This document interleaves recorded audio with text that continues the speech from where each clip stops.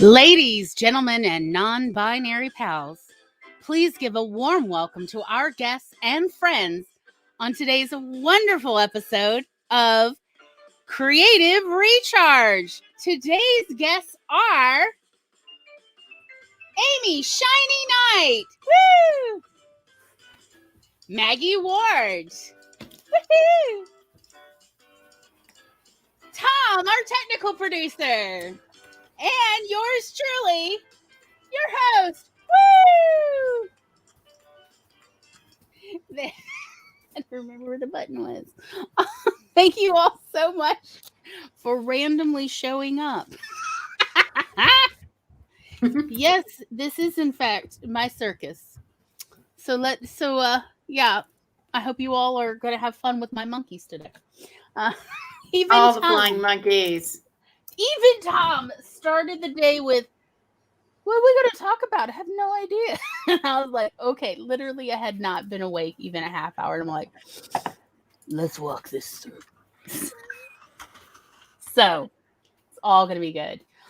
First off, let me go ahead and say hello to all of our on-screen guests, as well as our chatters. I'm so glad you all came. It is wonderful to see you here. And especially the Monday before Thanksgiving, at least for America. So glad you're here.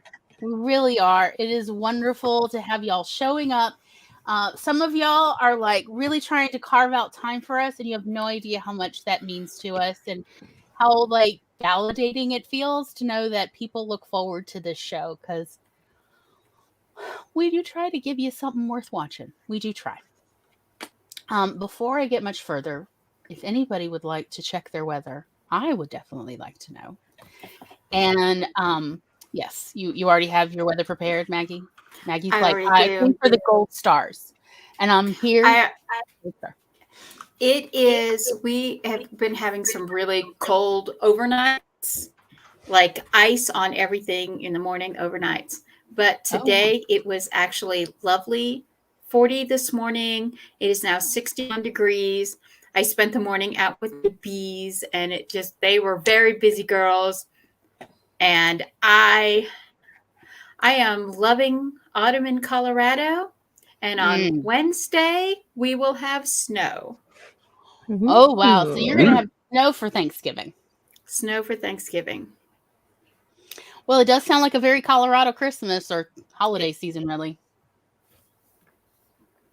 Yeah, the reason we have had this lack of precipitation, especially in the mountains, and so the ski resorts are starting to get a little panicky because all of the early snow is now packed and crystallized and not that fun to ski on or fall on. So they're happy for the new snow coming in right before the holiday. We just got rain in the middle of the night last night, and we haven't really had precipitation in a month. So where we are in South Mississippi, and like southern Louisiana and southern Alabama, the rain, and it was like a proper thunderstorm with lightning and thunder for over an hour in the middle of the night, like right around midnight-ish. So it was lovely, but it also was so theatrical, so you better believe I cuddled up and watched The Muppet Show.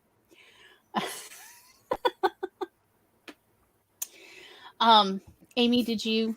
Yeah, it's been raining tonight, and it's nice, and you can smell it coming through the windows and everything. And I did the translation, and it's currently 64. Oh, very nice. It's kind of interesting because it's 64 here. I know. We're at that time of the year where it's all kind of the same. Yeah, Maggie's got similar in the low 60s weather too. This is kind of neat. Yeah. I have iced tea instead of coffee today. I am drinking chai, and it is delicious. Tom made me a nice glass of chai and brought, no sponsorship, but my favorite donut holes and empanadas. They make really delicious potato egg empanadas. That is already long gone. I ate that. Megan watched me eat that earlier. That's not fair. It is the best empanadas. Like they are all made by hand, and you can tell. You know what I'm saying? It's really good. And there was some peppers in it. It was a little spicy the way I like it. Sometimes they make it a little too mild where it's just like, it is literally potato and egg. But this had a little bit A little bit of cumin in there. A little bit of poblano. A little bit of jalapeno, I think, actually. It was good. Fresh. So Maggie's over here in the chat doing double duty because she knows I love to say it. Barrett is heading into therapy. Good stuff. Trying to switch days. I'm so sorry, but we're really glad that you're taking care of you. So that makes us happy. And just reminding everyone to smash the like button. Aw, thank you, sweetie. You're so sweet. CB lets us know that she just put a video up of her singing I Dreamed a Dream. And her face is on view. Has a terrible cold now, though. Oh, I'm so sorry. And the house is really hard to heat, which definitely affects the voice. Well, maybe drink some tea. Got to take care of that voice. Megan's over here. Hello, it's like I just saw you, Megan. Laura, hello, sweetie. You seem so familiar again, like we were just having a little chatty chat. And Tom is over here doing double duty too. Thank you, Tom. Yes, 5 minutes ago. Maybe 5 minutes ago. Yes. Oh, they're all getting pumped up. And Agul Creates is here. Hello, sweetie. Hello. Oh, Megan's let us know it is 81 degrees outside today in her neck of the woods. Agul Create says 47, cloudy and windy. Ooh. I wonder if it's that storm that was passing through last night. Speaking of weather, I think it was what Tom said in the chat, saying that 68 is warm, and I'm guessing that's kind of around close to what 64 is. That's very different from what we call warm here. I would say 68 to 64 would be what, about 1 degree centigrade, slightly more than 1 degree centigrade range. So yes. I'd feel that cool to warmish. Okay. So. But you're like I'm in being the Florida okay, here's of the continent. I know. I'm just interested in different people. You're like, well, I've heard Canadian people. Beach life, but you're kind of like at least beach life adjacent. Oh, I'm being sarcastic. It's around here, it's considered cold. If it's, under 75, people. Yeah, it just got me. It got me thinking. There anything below, I think it's 25 Celsius, would be considered cold in the South. Yeah. Yes. Yeah, pretty much. Yeah. Pretty much. It's just interesting because I hear like there's vloggers that I watch who are Canadian and they're like, oh, it's nice and warm at like 15 degrees Celsius. And I'm like, what? It's cold. I just noticed that on my favorite weather app, it actually tells me Celsius. It's 37 degrees Celsius, right? Does it say, is that 37? It's not 37. No, that is not 37. That's summer. No, it'd be that's the low tonight. 60. Oh. Would be 20. No, you're right. That is the low. Because 80 degrees Fahrenheit is 20 C. Yeah, because 64 is 18. 60. I wonder if I could. Why would we want to show both on my weather app? That would be weird, right? No one does that, Glory. No. There's a hybrid option. Let's see if that works. It's 17 degrees right now outside, and the low tonight is 2 degrees. Here's the thing Here's the thing that everyone in the nice, humid deep South would find horrifying. My humidity is 8%. Yeah, I can't live that way.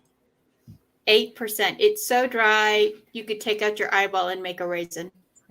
Oh my God. That does not sound comfortable. Glory complains when it gets down to 40%.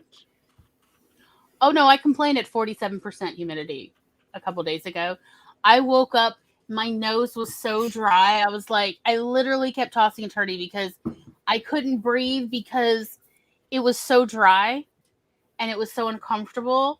Right now it's 58% humidity outside and it is 55% humidity in my room. It's 57 outside currently for me. Yeah, but it's also raining. So I have gone to several business conferences in Las Vegas, and every time I suffer. Even though I do bring a neti pot, which I use 6 times a day, and it still does not help enough. It is so dry. I am made for humid weather. So am I.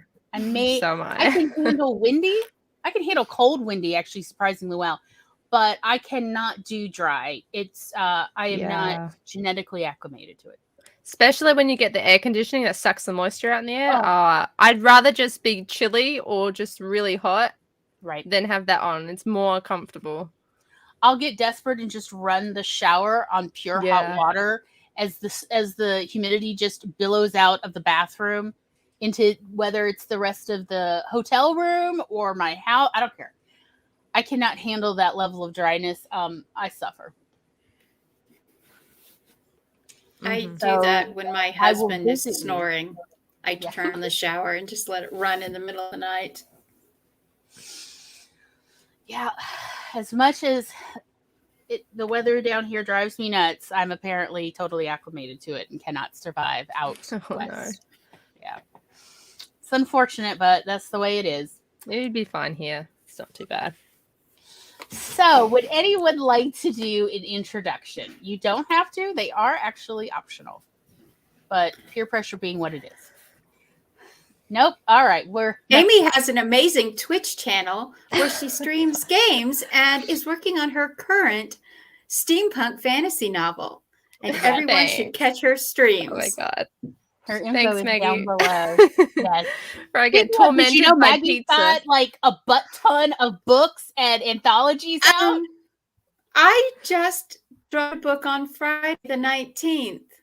The Wild and Enemy, the second in Ghosts of Cliffs collection about Millie the Baker, went live on Amazon through Editingle Indie House Publishing. And so that brings me up to 12. Very nice. And then I have Ghost with Hope, which is the third in the Book of Elo series, which will be coming out on December the 10th. Thank you, Tom. Up here? Where's Tom? I can't figure this out. Tom is... Just go in the opposite direction you think every time. That's how it works. Tom, okay. This is Tom. Tom was my beta reader. He gave me excellent critique advice. If you need a beta reader, please see Tom. Yes. Tom's very... I enjoy the series. It's fun. Yes.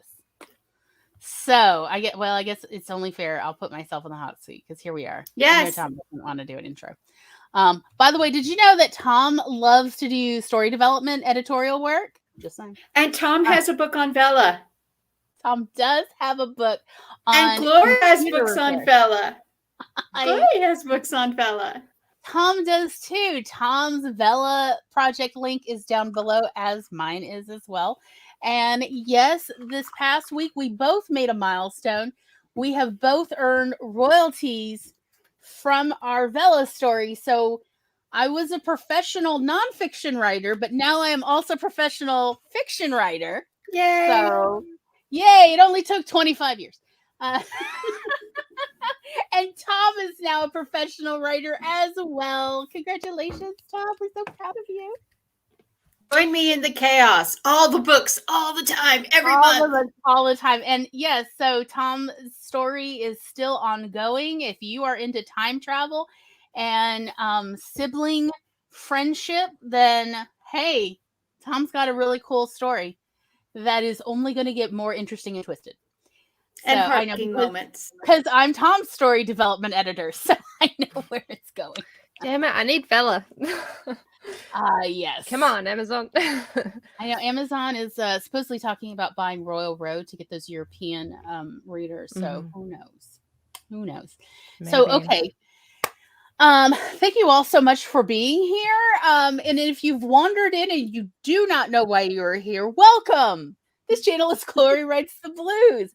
And every Monday at 4 p.m. Eastern, we do a show. And right now we are going over genre writing and how you can inject writing of various like tips and tricks for genre writing into your own story, even if you're writing in a different genre. So this week, we're going to talk about the genre of inspiration writing or inspiration fiction. It is beloved among readers of the genre, but a lot of people outside of the genre are not familiar with it. So it's actually an umbrella term. So there is also inspirational nonfiction. Like Tuesdays with Maury and a whole bunch of Chicken Soup for the Soul. There's a lot of things that became very popular in inspiration nonfiction that helped carve out inspiration fiction section at booksellers and libraries. And some of the more popular genres, subgenres among inspiration is African American Christian market or African American inspirational genre, also called urban inspirational fiction. I cringe at that though, because I feel like it's like low-key racist, but whatever. I don't have a say in it. So there's also, people may be familiar with Amish romances, even though it's romance in a more 1800s definition of romance. There's usually not much sexual romance. It's the sexy stuff is on the side. Yes, like, and it was, like they handhold, and that's how the books sometimes end, with a handhold. They don't even kiss. So it's also called Amish. Well, you have Amish romances, but it's low key called bonnet rippers, as in a take on bodice rippers, a street nickname for the more hardcore romances. So take that as you will. There's also, of course, the bigger subgenre of Christian fiction, and that all belongs under inspirational. There's theological fiction. So that's where you see Left Behind series, or at least parts of Left Behind series. And what was that one, Tom, that Nancy used to like to read? Remember, it was like, it would take place in the Middle East, in these Christian stories. Tell us about Hepzibah. Like, it would be, do you know what I'm talking about, Tom? Yeah. Well, there's also conversion fiction. Yes. Where they are specifically targeting, and this is a very, almost a Mormon genre, where they specifically target people of other religions and write into a romance to convince women to become Christians, to kind of have this romantic ideal. But it does go the same. There is now a new development in Muslim fiction, the hijab girl fiction, where it is, they are trying to convert girls and men into the Islamic religion through these romance novels. Yeah, I mean, so like, conversion fiction is a real thing, and so it's, know who you are when you're reading them, because it's real easy to get swayed. They give you all the shiny and none of the gritty. So, like, there's a lot of, and then there is essentially non-directly religious inspirational fiction. So there is that as well. That's sort of a take. Also, gentle reads is a subgenre under this inspirational genre as well. So that's like, we're talking about Maeve, Binchy, and these stories that I would say kind of center around friendship, or a gentle companion travel story. Where two friends go to Ireland, or two friends go to America, or two friends take a trip to Italy. And that actually appeals a lot to both people who are not interested in sexualized romance stories, and also people who, like, of any age, as well as those who are just looking for friendship stories. So I have noticed that there's essentially this underlying ribbon within gentle reads of, like, a bunch of asexual themed stories are sort of ribboning their way through gentle reads, which kind of makes sense, really, since gentle reads hardly ever has any kind of sexuality, and if it has any romance, it's a very gentle romance. And again, we're back to hand-holding or hugging, and that would be the limit. There's usually no kissing whatsoever, or it's only mentioned in passing. It's not described in scene. And some with the gentle reads, they will have asexual or non-binary characters, Yes. where the sexual attraction that you normally find in a romance in any kind, in literally any other genre, you don't find that in the gentle reads. So if you're a asexual person looking for something that you would be comfortable reading, that's definitely the direction you need to go. Absolutely. So I'd just like to point out, like, what I found so interesting about inspiration genre is it's actually quite diverse under that umbrella, and the kind of readers who read it are also equally diverse. Like, it's not it's just for women, or it's just for straight Christian women, or any. There is no like little profile you could make of all inspiration readers, other than they are looking for something with a positive end, like a positive ending to the story. That's pretty much really one of the few generalizations I could make about this whole big, diverse genre. Is it is defined by its name. It's inspirational. And in theory, it's mostly fictional. The best comparison that I think we can make for inspiration genre is to compare it to religious music, because it's an umbrella genre that covers everything from action and adventure to modest romance to companion books to really some. There's even erotica in inspiration romance, and it's kind of interesting reading. But if that's if your take, so I will admit, I myself have written gentle erotica before, and I do have a bunch of gentle erotica stories that I have written based on my time as a seller of adult novelties. And there's in inspiration, you'll also find there's this huge like historical romance in historical country western is under this umbrella. Even science fiction falls under this umbrella. So it's anything you're looking for, you can find it in inspiration. Absolutely. It's true. So that's one of the reasons we wanted to cover this genre, as well as we really, what originally gave us the idea for this season was looking at Amazon's best-selling genres. And then we organized it in an upside down bell curve, essentially like an upsilon.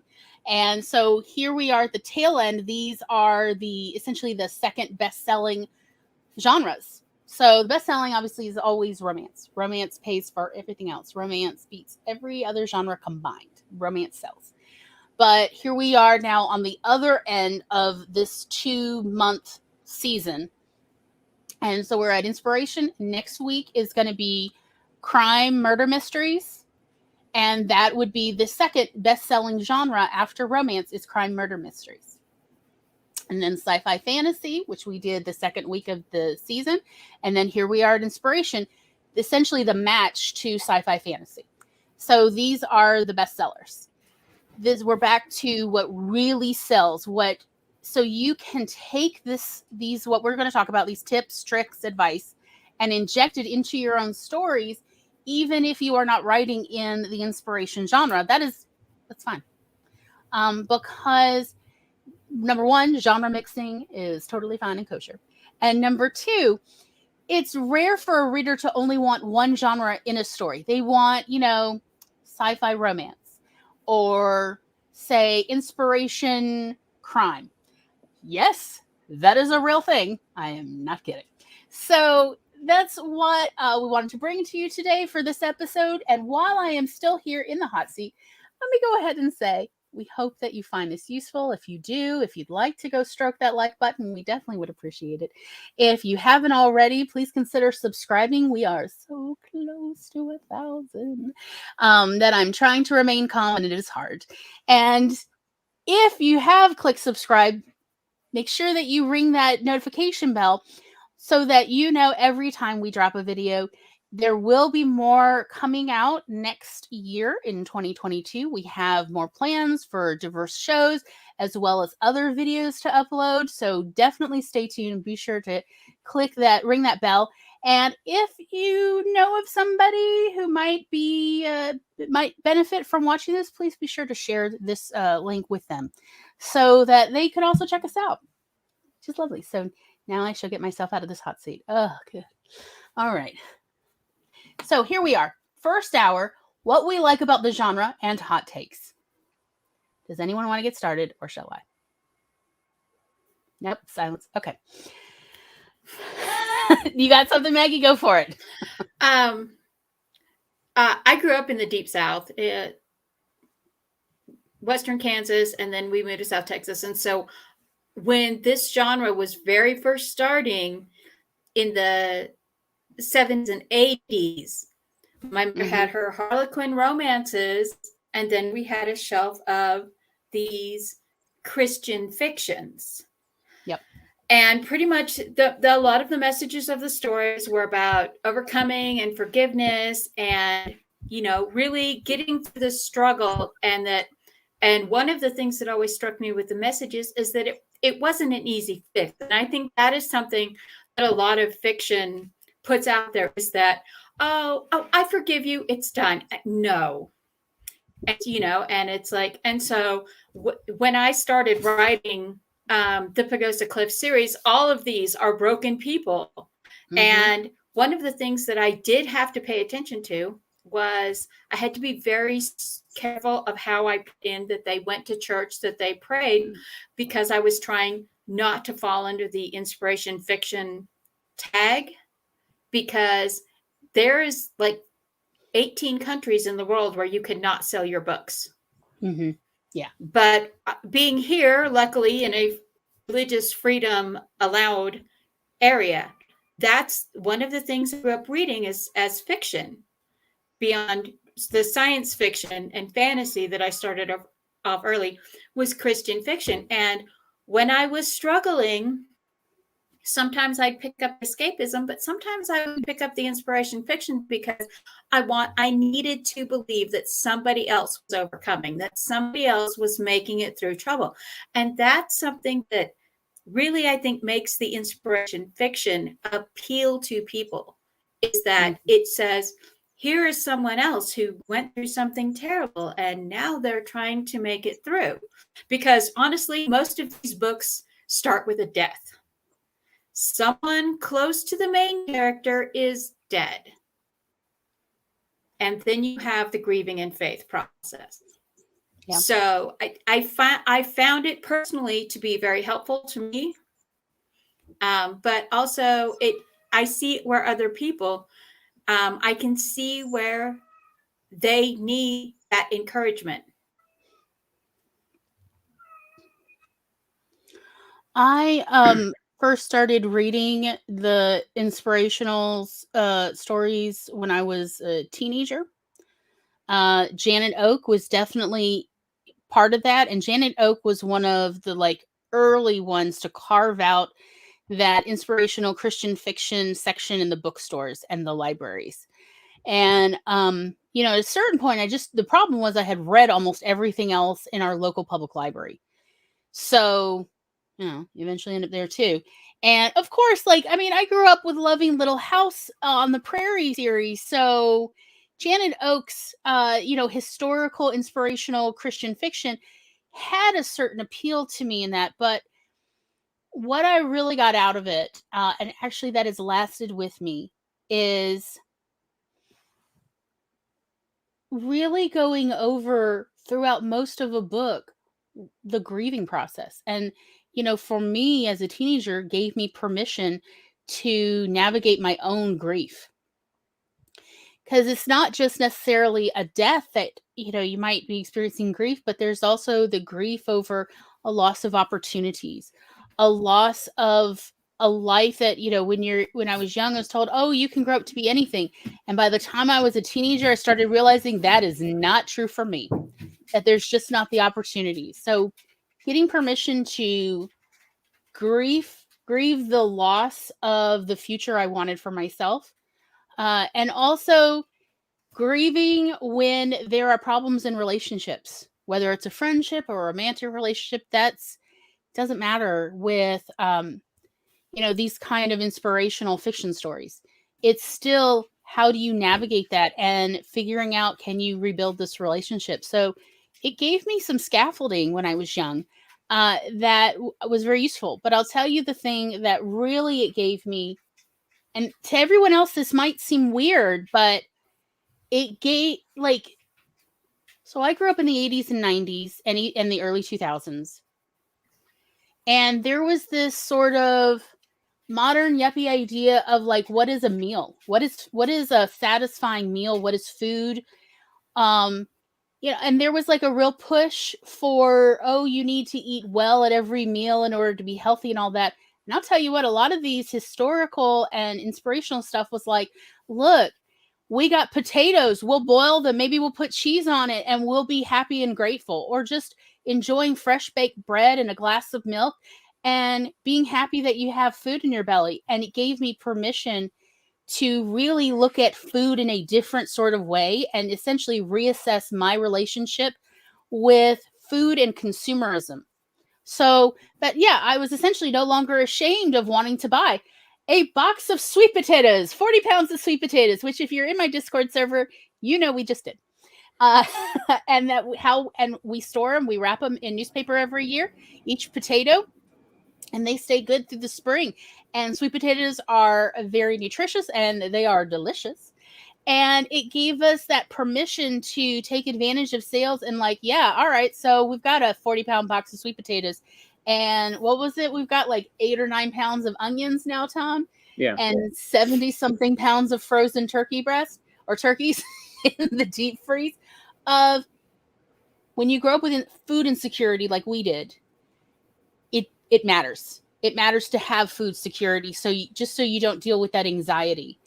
And honestly, a lot of these inspirational stories dealt with food insecurity the way like nothing else. Fantasy novels that I was reading at my public library were not addressing food insecurity. The science fiction stories were not addressing food insecurity, because in the future, everyone has food. But what about now? Glory living in the 90s. I need to cope. And like a lot of romances don't deal with food insecurity, but these inspirational stories, these inspirational Christian stories for the most part, often addressed food insecurity.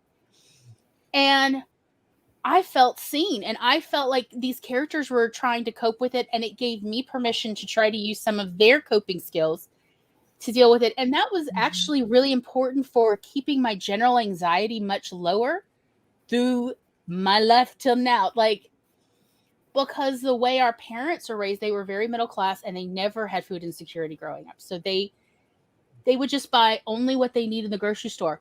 And then the money would run out before the end of the month. And there was no food in the house the last week of every month. And it was so stressful for us kids.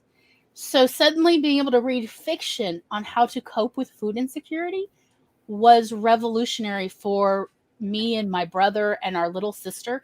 And it changed how I shopped. It changed how what I listened to about our parents, since I was the one who was actually in charge of grocery shopping. As a teenager, I was the one who grocery shopped.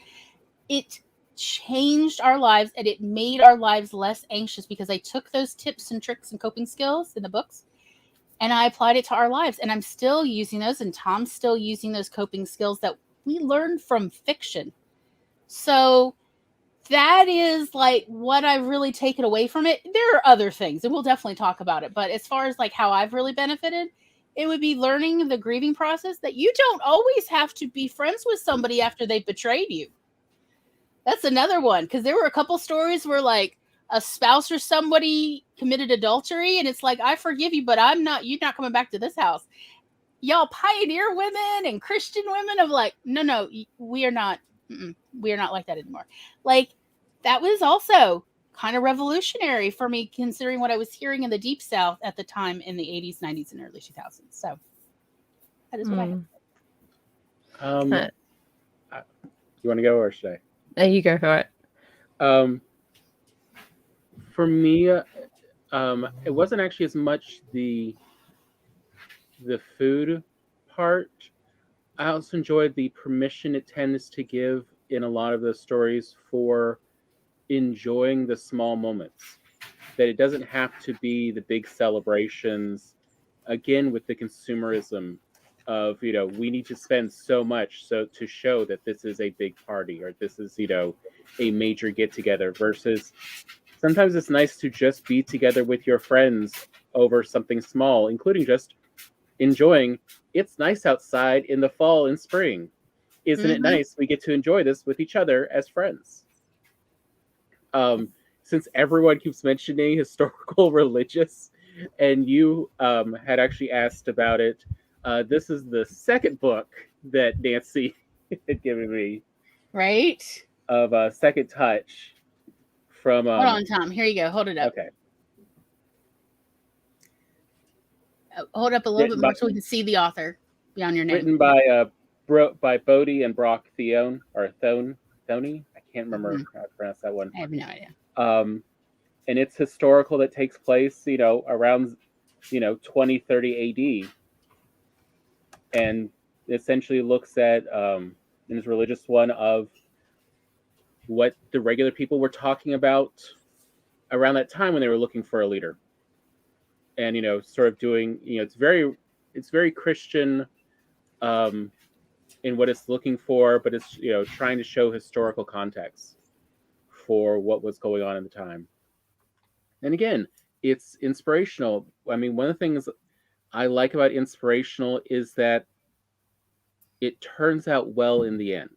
Even if you can't see where it's coming, kind of like, the action, somehow they'll defeat the bad guy. In inspiration, it will somehow turn out well.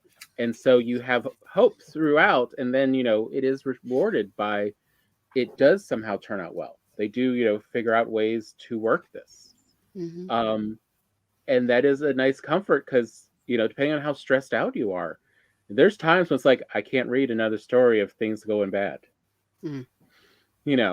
There's definitely weeks and months when I can read some of Maggie's stories, especially the Hunter series. And then it's like, I'm reading ELO this week. Yeah. Well, the thing is that's part of the thing that drew me as a teenager to it, because, I had a mentally impaired mother and I had a violently abusive alcoholic father. And I, and we were in the South where you don't talk about negative things. You don't reveal the dark secrets, and everything is fine. Everything's fine. And it's, the whole thing FINE stands for freaked out, insecure, neurotic, and emotional. Yeah, pretty much that's every childhood. And so having these books to read, even that where, if you have faith and you pray and you endure, you can overcome whatever is set in front of you. And one of the early series that I read, and I cannot remember, I tried to look this up and I could not find it. I don't even know if the books are unpublished anymore, but was a series about colonists on another planet. And it was basically the frontier colonist, but it was set on another world. And they were trying to deal with the fact that we're on this other planet and we have all this stuff. And pretty much the only thing they had was what they salvaged from their crashed ship and their faith.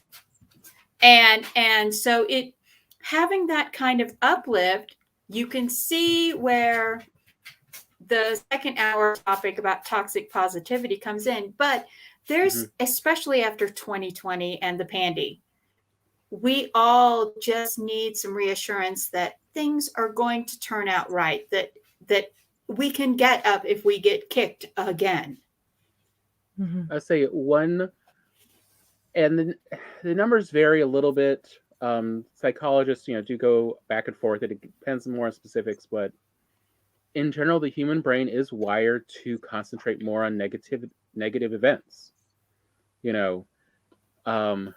Which ends up being, a rough equation of you need 5 to 8 positive events for every negative event for you to consider your life to be stable and normal. If the ratio in negativity increases even one more. So you've now halved it to where it's 3 positive or 4 positive for every negative. You will feel like your life is in a spiral. It's just how our brains tend to be wired. And so that's also where, you need stories in the inspirational genre to help keep you feeling like, no, it's not that this is the world. It will always be, awful. There's no reason to go, when you lose hope, when you lose all faith in things, you need these stories as well to kind of keep you going. Because, and you can see this. You can see this in Alzheimer's patients. From when I was working geriatrics, these people, Tom, the episode of Deep Space Nine where the captain commander goes through the wormhole and he talks to the elders and they're like, you live in this moment. And it was the battle at Wolf 359. Yeah. And they kept telling him, you live in this moment because it was the day his wife died. When I worked Alzheimer's, I discovered that was true for my Alzheimer's patients. They would get stuck in very, very bad places sometimes. We had a patient who was stuck in Germany in a concentration camp experimental hospital because she was an identical twin. And she and her sister were, the things that she would scream out in German were mortifying. And so one thing we would do is we would try to move them beyond that stress point to something better afterwards. And it was very gradual process. But in our life these days, it's like everything is so loud and so focused on the big, bad, blah, and it's like, a few years ago, they were talking about people who who have election fatigue because they're just so tired of the election. Well, now we had school shooting fatigue. And then we had, crime fatigue. And sadly, the Me Too movement, just the whole reason that it crashed and earned momentum-wise in less than 2 years was because everybody was just tired of hearing about these horrible, horrible things. They just wanted to be past it. And now we all have pandemic fatigue and we're just so over it and we're so past it. And it's human nature to dwell on the darker end of what if, but it's crippling our souls. It's crippling us mentally, emotionally, and in many cases physically, because people are so stressed out and so overwhelmed that they are literally, it is affecting their health. And that's why I think this genre is important, even though it's a huge umbrella genre. It's important because it's that encouragement that people need. And it is such a counterpoint to the dystopia where nothing will turn out well ever. I think I've got a few things to say on that, I think, as well. And we should really make a counter for every time I link something back to cyberpunk because I'm going to do it again. I need a counter or something. Maggie just did sci-fi. Think about what Amy writes with cyberpunk. It is about people in a dystopia and how they're coping and how they're moving forward in their life. That is inspirational. Because he was like, what's Amy going to say about this? And I'm like, what do you mean? Amy's very qualified to talk about it. Because I would have said something if I was like, Amy, do you know what we're Yes, I have things to say. But I was like, I'm familiar enough with what Amy's told me about her writing to say, oh no, Amy fully gets the cyberpunk subgenre and everything in it, which includes these are people in terrible circumstances. And guess what? They cope. They move forward in their lives. It's all about having these characters in a bad position, coming from a gritty, low class kind of world. Some not necessarily coming from low class, but still having their own problems within that society. Especially in my characters, there's a mix. But it's usually characters who are coming from really tough circumstances in a really tough world who does not care about you and overcoming that and pushing forward despite all of those difficulties to then go save the day or do the thing, and not necessarily going to have, you know, twinkles and rainbows at the end of the book, right? But it's still these characters who are overcoming these really difficult times in their lives or having really difficult pasts, and then coming together to be able to help or support each other, or, you know, get through whatever the main plot is in the story. So definitely. And I think because also cyberpunk just tends to be extremely allegorical at its core, you can kind of have that mix in as well with messages and things like that, and trying to, like, different ways of, you know, going about these difficulties and pointing things out and all sorts.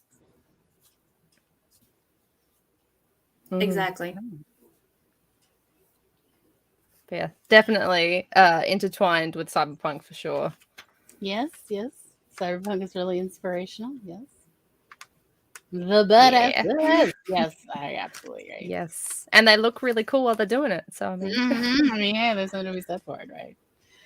I mean, like, I think that the one problem with inspiration genre is people sort of pat ideas of what it is, and it's like, it is not just women in long dresses and bonnets staring out at the prairie going, but longing for their true love. Yeah, when will my husband return?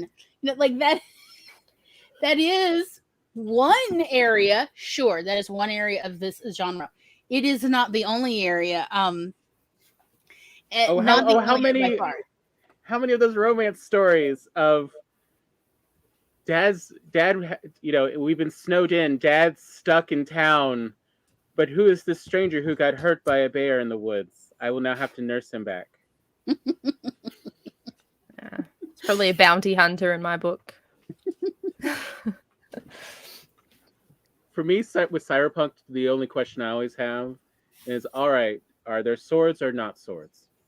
Which cyberpunk are we dealing with? I mean, swords are pretty cool.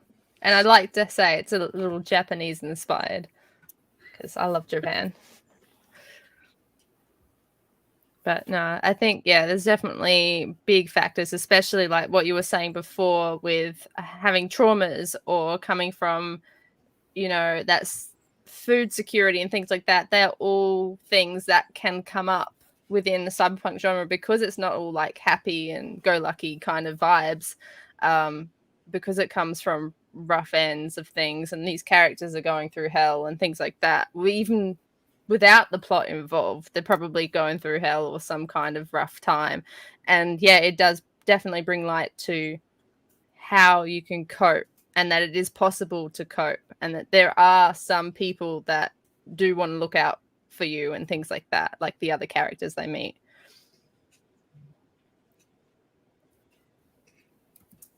I'd say for me, inspirational also tends to go back a lot to, there are people in this world you could trust. You know, don't forget that you are not alone, which is easy. I didn't realize, I used to think they were a bit over dramatic in a lot of these inspirational stories, or at least, you know, in the inspirational genre, about people feeling alone. But, you know, now that I've been an adult longer, I get a better sense of, yeah, when you don't have schooling and sports and such, where you are forced to be with and around a lot of other people all the time, it's easy to get a lot more separated socially and mentally. And a lot of times the inspiration goes into, all right, you don't have those connections. You need to regrow those connections. How do you go about getting those connections again? Yeah, and that happens again in the cyberpunk genre, because it's a world where there's a severe lack of trust with other people, and especially if you've got multi-characters, and there's a big, strong point on that character growth and the relationship between the main character and the sub-character, whoever, and that trust, and that there can be that trust. So, Yeah, I think that the inspiration genre is, one that the writers really control. It is really one that is coming to a place where the writers can set their destiny of the genre, because it's traditional publishers are trying really hard to niche this genre. I mean, almost as hard as they are with LGBTQA fiction. They are trying very hard to put all of this into one specific little box, separated away from all the other big genres. And that's just part of the problem with trad publishing, though, is they want everything to have their nice checkbox. And unfortunately, as indie writers, we all know that writing fiction right now is not going that way. Fiction, you need 3 or 4 check boxes for your genres minimum, because this single genre fiction is so 2020. It's 20 years ago. Yeah. I'll say a lot of people now are far more wanting a large variety of aspects to come together, so it feels more organic. They want a more interesting story than a simple fairy tale. Well, and with like one thing that's happening is intersection fictions and the inspirational fictions, where you have someone who is Islamic, you have someone who is Buddhist, you have a Hindu, or someone who is a Taoist and a Christian and Jewish characters, and you have these different religious characters, and they're starting to overlap now. And it's starting to show up, but I'm really very concerned with the religion becoming like the eye color. It's oh yes, this is my religion, but that doesn't affect anything else in my life. And we're seeing this in a few years ago in Hollywood. It was the gay friend was the standard side character for every show. Well, now it's Gurlan Habib is becoming the standard side character. And it's like, as writers, we need to, if you're going to write religions that you're not, you need a sensitivity reader and do all of your due diligence and research. Yeah, be very careful about tokenizing. You cannot just put a headscarf on someone and then still have her in skinny jeans and skin tight t-shirts. That doesn't work. You can't have a Hindu character and like, oh yeah, they're vegan, and then they're eating a fajita taco. It's so when you're looking at going into writing these religious things, you need to be very aware of, there are certain things that you have to follow, and there are beliefs in different groups that are very, very different. Like, you can't apply just because our Vedic spirituality seems like Native American shamanism. You can't cross religion, those things, and overlap them. And that's one of the criticism points that is starting to filter into the inspiration genre, is the cross religion tropes. Yeah, people, they're not paying attention. Yeah, that was like Glory talked before about the problem with Gilbraith's series back in, what was it? Is it the 20s? I think is when it takes place. Fantastical Beasts. That's not how a Jewish female character would ever act. Like, this gets cultural. Like, I knew enough about like female New York Jews. I knew enough culturally both from my mother as well as my Auntie Belle and, various family members, as well as, to be honest, like when I was in middle school, I went through a Holocaust phase. I read a lot of memoirs. And like I knew enough context to know, no, 2 Jewish sisters who are orphans living in New York City and they're magic users. That is literally not how they would function. That is not how they would navigate their life, because they would not forget. The pogroms would still be in their minds from even the previous generation, let alone there were people still coming in, immigrating to America, who were literally coming from pogroms in, the teens and 20s to New York City. So it's not like they don't remember this. It is culturally part of their existence. And for the longest time, my mother would talk about, and Auntie Belle and various other family members would talk about, there's no way we can forget the pogroms. It could happen here in America. I mean, like, I could not eat freaking pastrami sandwiches with my mother's family without somebody having to bring up you're never really safe in America because it could happen here. So never forget that. And also be sure to like sew money into your clothes. And that's why 4 generations later, we're still playing the game with our children. The Cossacks are coming. When I was a babysitter as a teenager, do you know how many little Gentile children I have taught the game The Cossacks Are Coming? The only reason I got away with it, because I didn't think of it. I didn't think about anything being wrong with that.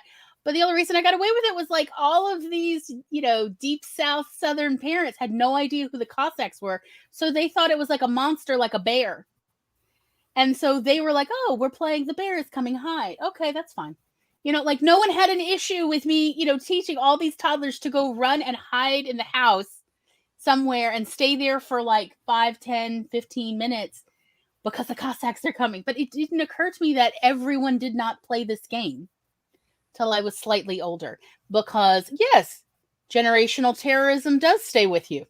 Like it's taught, well, it's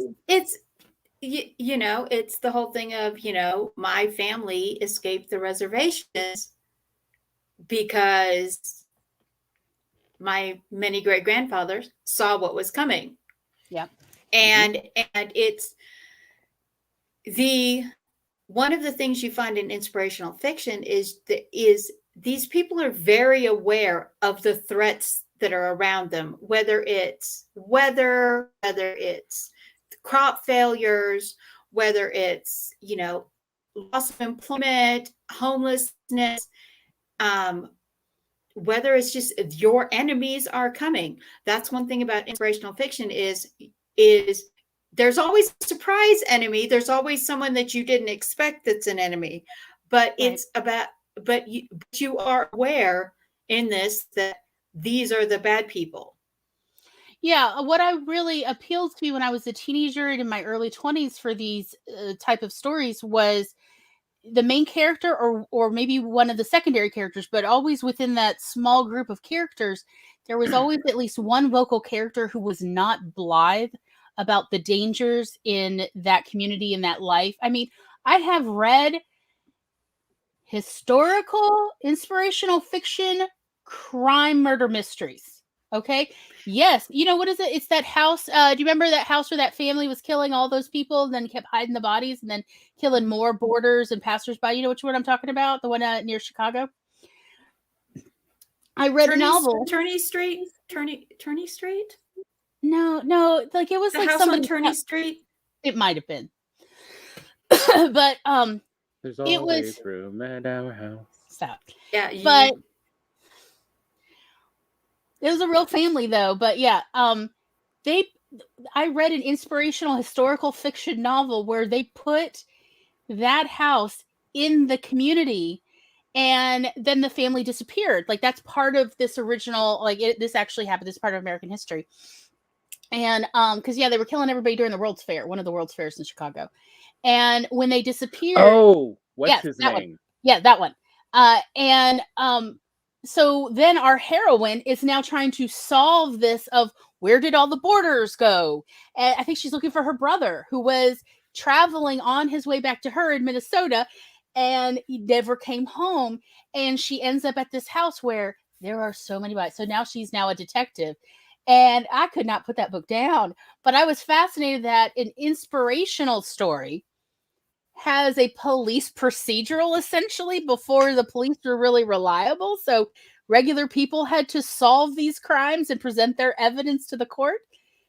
It was fascinating, and it was how she coped with this grief, and part of how she was coping was by finding the truth so that she could find his remains and give him a burial with her parents, because that was important to part of her grieving process and part of her identity. And it was really inspiring, y'all, even though that sounds so dark. But there's also the opposite character in all of these books who are like, la, la, la, everything is fine. Nothing is bad. I'm just going to sit here and pray and everything will be good. And the main character is like, snap out of it. We've got to do something. Oh, I felt with that, because I'm always the one who's like, snap out of it. What do you mean you never thought that they'd come for us? Snap out of it. Like, yeah. It's a lot of books don't have that character, or that dichotomy between these two characters. They don't have that exchange. And the other thing with inspirational fiction is that the motivation is something that we can all relate to, because it's all something that we have been taught since we were children, whether you're Jewish or Christian or Hindu or Buddhist or Islamic or Wiccan even. There are Wiccan inspirational fictions. Oh, yeah. And I mean, if we really want to go way out there and touch on some of like Amy's science fiction dystopia stuff, I mean, if you look at it, The Matrix was inspirational fiction. I agree. And that's what I loved about it, among other things. This whole idea, I mean, before the dystopia genre came up with the chosen one trope, the chosen one trope goes all the way back to Amor de Arthur. It goes all the way back to the Arthurian legends, and then it goes all the way back to Samson was the chosen one. I mean, if you want to go into like deep back to Jewish history, Samson was the chosen one. If you want to go back into the Epic of Gilgamesh, he was the chosen one. Greek mythology, Perseus. Was the chosen one. And all of this, I mean, this idea of, if you are faithful, if you endure the trials, everything will turn out well. This is a 5,000-year-old story trope. So this idea that inspirational fiction started in the 80s and 90s and is now rolling up. No. This is older than the Iliad and the Odyssey. There's always been a place for inspirational stories in human history. There's always been a place. And it is a necessary place. It is part of how I think humans cope with all sorts of struggles, including just everyday struggles of, how's my life going to go? Are my kids going to actually, survive child mortality? Or whatever. My kids have gone out. My kids are going out into the adult world and adulting now, and I can't protect them anymore. I'm not going to have a nervous breakdown about this. Right? Like that, there is a place and a really important need for readers, and nothing about that has changed in human psychology in thousands upon thousands of years, if not hundreds of thousands of years. So this is really needed. And so that's why I think, like, even if somebody is writing a different kind of story, there is a point to, if you are interested in adding an inspirational element to your story, that will appeal to readers. So, that's one of the things we're trying to touch on. But I'm going to go ahead and say now's a great time for a break. So, may I suggest, hello, do y'all have something to drink or a snack? How are your legs? Do they need to walk a little?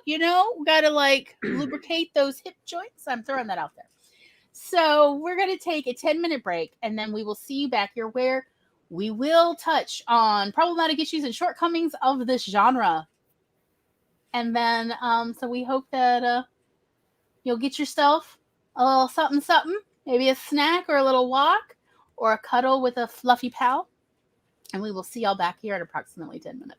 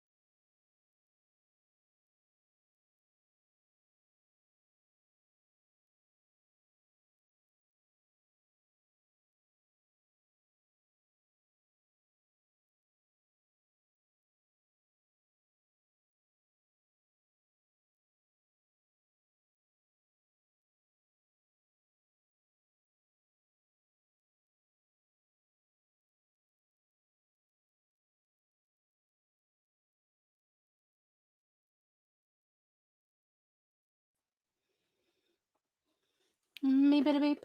Beep beep beep. Beep beep beep beep beep. Boom.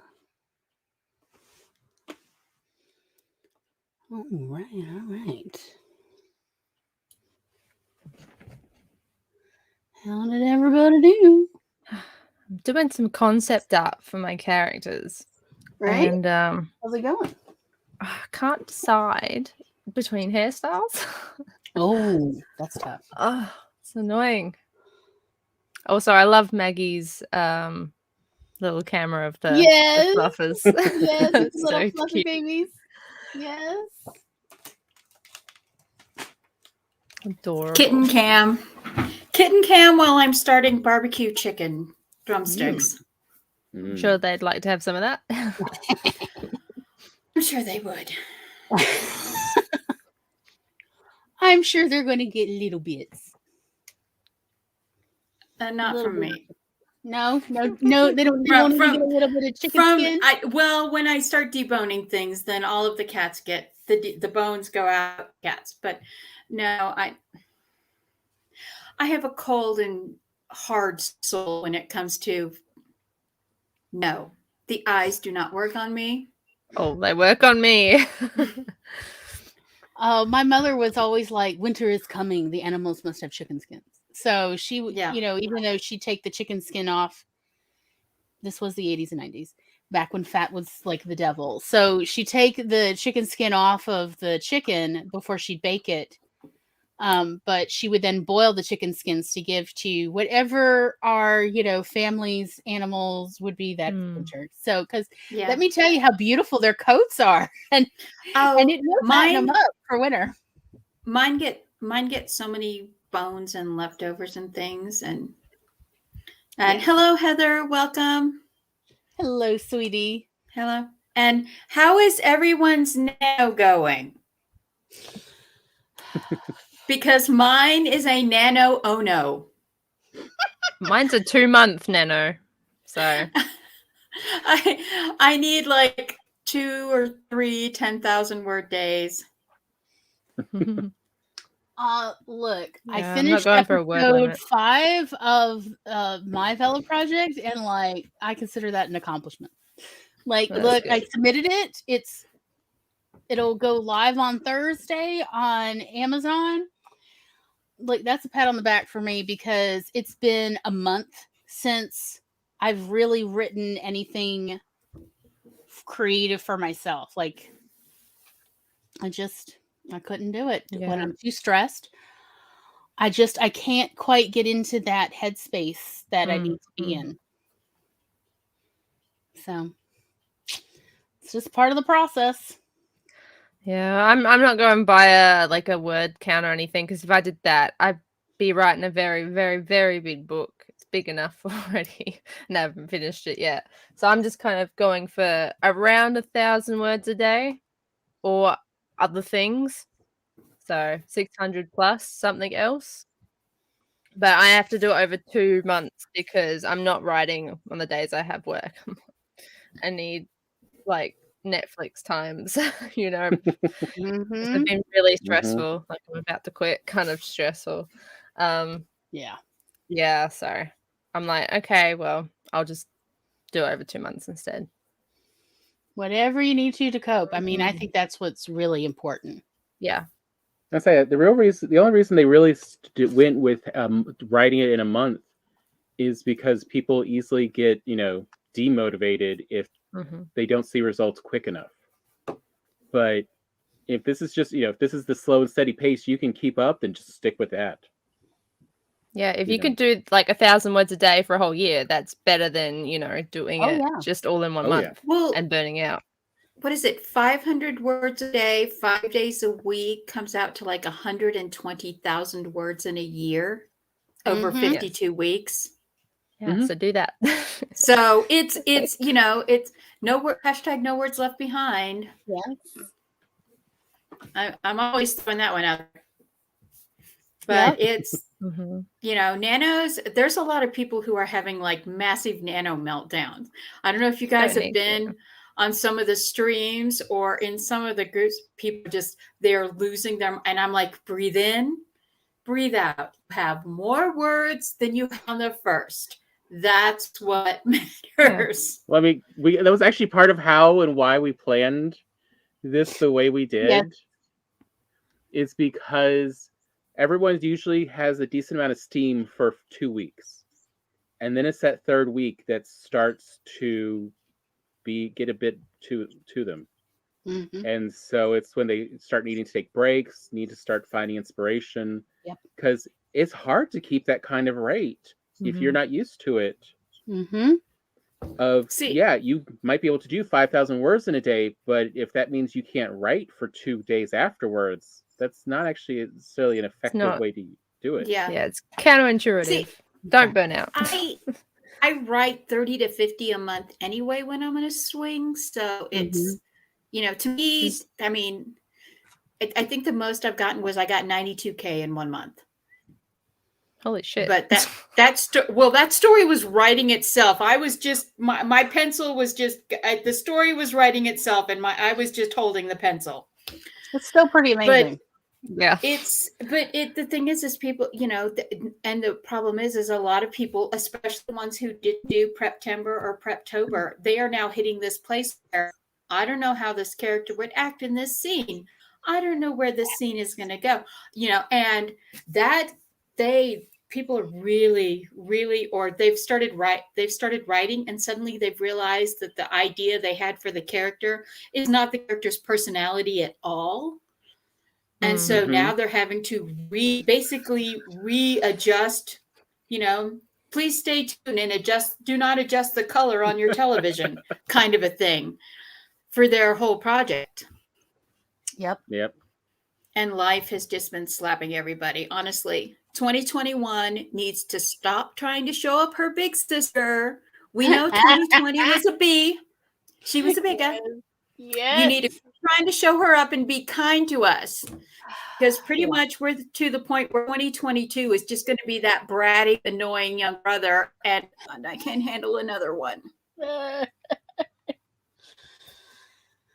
We can do it. We'll get through it. And that rhymes.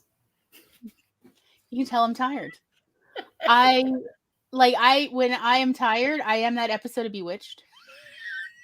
Let's see if you remember which episode I mean. But yeah, I either rhyme or I speak in haiku. And the 575 syllables. Yeah. Yeah, I don't mean to, but for some reason, bless you.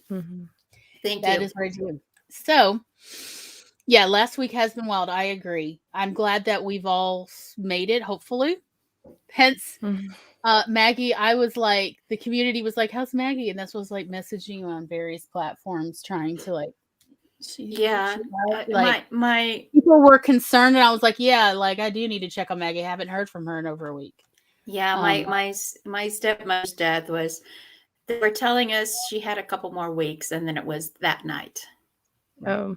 But she, she had dementia.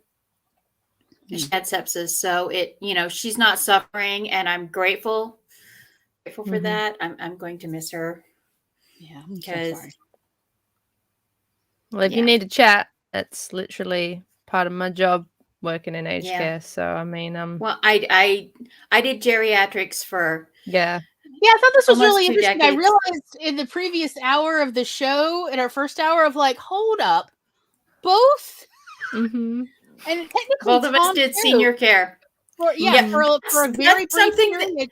Tom, that's something that senior care that we've talked about is how different it is working with people with dementia.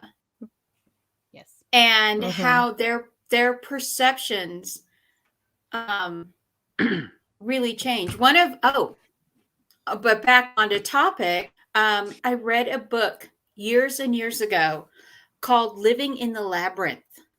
Okay. It was inspirational fiction. This woman had early onset Alzheimer's. And one of the last things she decided to do was write a book about what it was like coming on with Alzheimer's. Oh. Was that one that they turned into a movie back in 2010? Oh, no, I think that was a different 2012? No, that was a different one. Okay. But yeah. But yeah, inspiration comes in Diana on all levels of your life. McGowan. Diana Friel McGowan. Living in the Labyrinth. But you have to really be able to hold on to something when you're doing dementia care, because it's rough. And these people, sometimes their minds just stick them in the worst possible places. I would say we've talked to a lot of people. It's always such a dice roll when dementia hits, which way they're going to go. If it's going to be someone they will, just as they can be always negative, there's actually some who are just always positive. Yeah, some are the sweetest. So, we met one person who, we joke about. It's the nicest, happiest version of now I've forgotten his name, from Who Framed Roger Rabbit and Hook. Is it Higgins or Huggins something? He's a British actor. Who I didn't realize, mostly only played like these really hard-boiled, angry detective types. But Bob Hoskins. Bob Hoskins. But just imagine the happiest Bob Hoskins ever, and that's exactly what this guy was, because he was from the same place. Until he took me to his house. His wife was his primary caregiver. We knew her because she had an incredible peacock rescue preserve, whatever.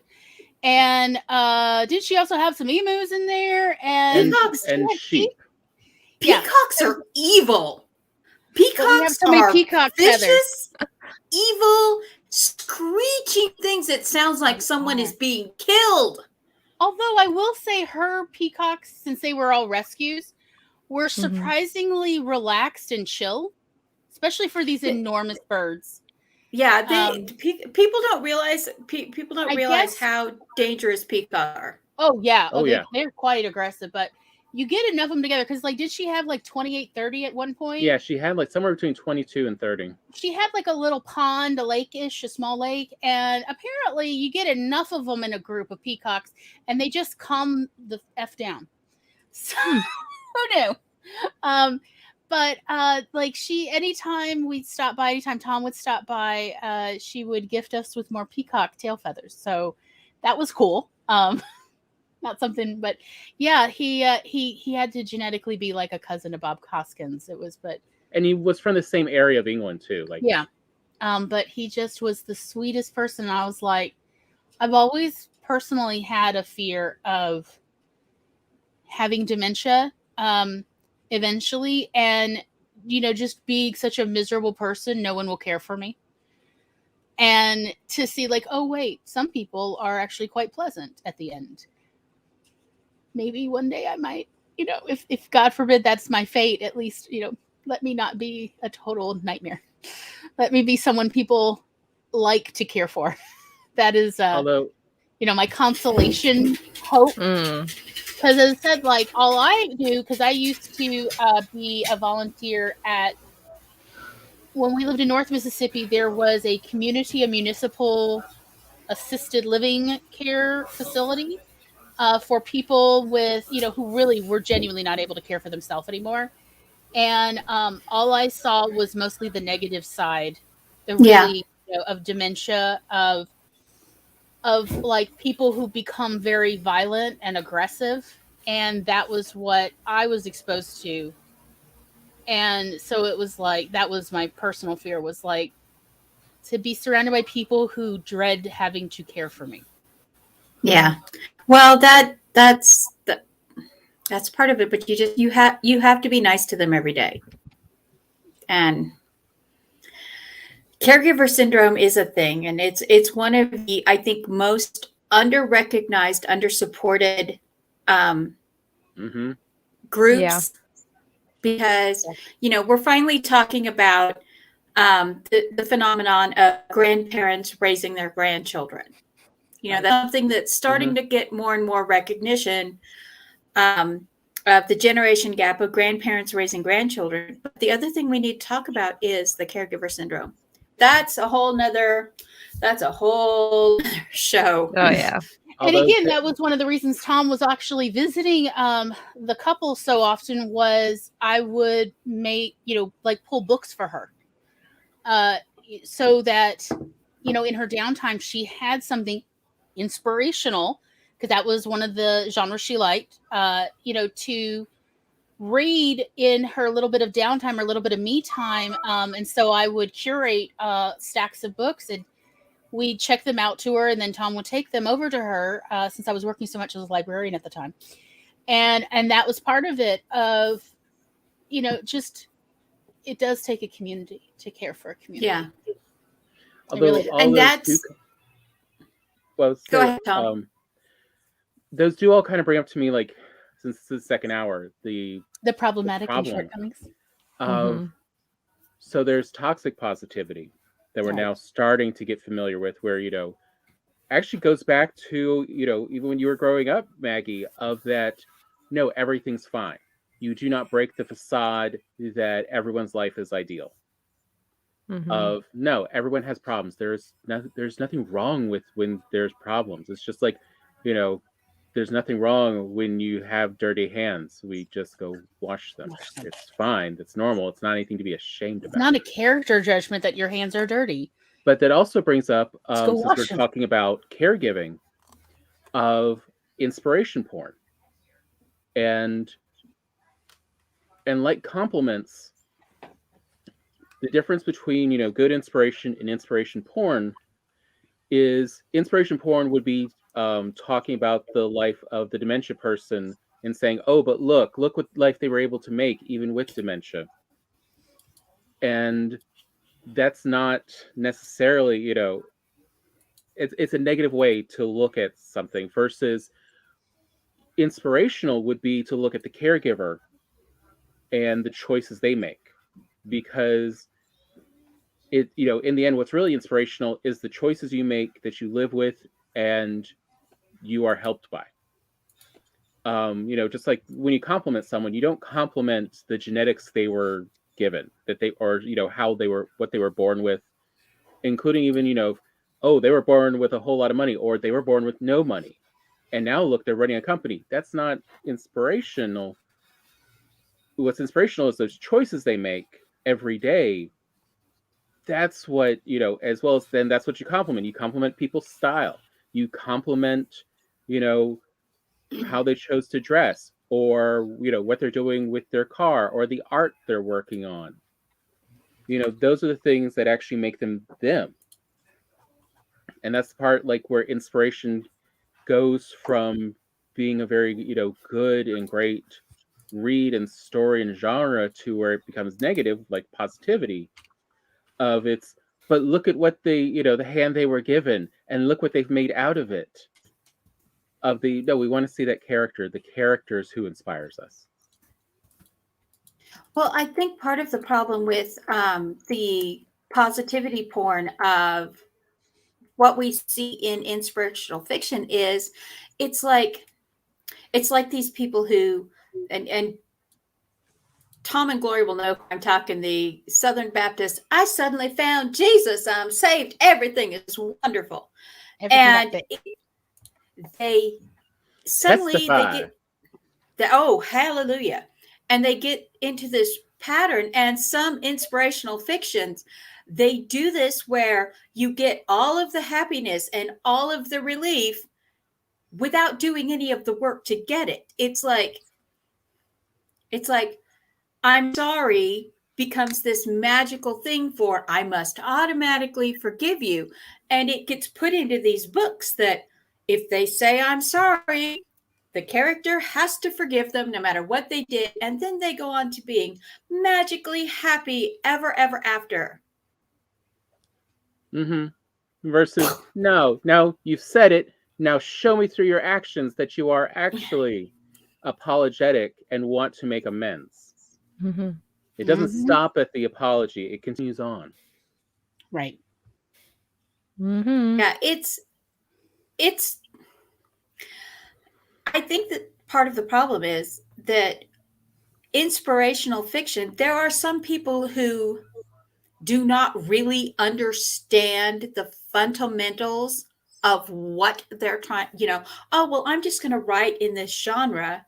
And instead of, because it's, you right to market is becoming, I hate to tell, I know people need money and I understand that 2020 sucked. 2021 also sucks. But writing to market in a genre where you don't understand the fundamentals of it is where the whole idea that all inspirational fiction is basically Christianified toxic positivity is coming from. Yeah. Because that once you find Jesus, once you find God, everything's is fine. Right? Like your life doesn't hurt anymore. And all your, what is it? Like your children will naturally get A's now that they found Jesus as well. And everybody will all do everybody gets 2 cars and a dog and a 4-bedroom house. Right. Versus you have to do the work. No matter like your faith, no matter your socioeconomic background, everybody has to do the work, especially the emotional work. There's just no way around it. You've got to go on the journey. In the series, the clip series that I worked on, one of the things that I have in the series, and I've told you about that, how leaving out 11 sentences changes the arc of the character. And it's about her getting therapy. And one of the things that she says through 3 books is, I've already forgiven my sister 2 or 3 times today. Or she's like, because it's things cycle. As human beings, we get caught in the vortex and sucked down the drain in that mental toxic remembrances. And honestly, it's anger, resentment, rage. Those negative emotions give you a bigger endorphin kick than the positive ones. So anger becomes an addiction. And we're in a stressful society right now where drama and stress are our addictions. And to be able to say, you can't just say, I forgive you one time and everything is better. And so to have characters that struggle with, I've had to forgive someone more than once today. I've had to face my addiction more than once to overcome it. I've had to, whatever the problem is, whatever I've done, just finding a good Christian person to make me a good Christian person too, because that's not going to fix your life. That's, I think, part of the problem that's happening in inspirational literature in this whole genre is you have people who they're basically the megachurch televangelist saying you don't have to do the work, you just have to sign the check. And I love you, or I'm sorry, or I'll make things better. You're not at Ollivander's. It's not a magic wand. And unfortunately, a lot of the newer bonnet ripper fictions, I've known Amish and Mennonite people. My family's from Kansas. We were surrounded by Mennonite people.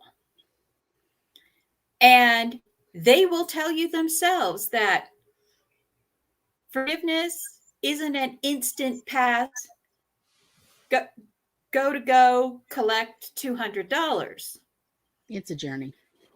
And it's a journey. And I think that, like I said, as this genre has so much potential for the writers to take it to another level, not just for Christian and Islamic religious books, but for every denomination and religion globally. Or spirituality just in general. Like, you don't need to be religious to write excellent inspiration.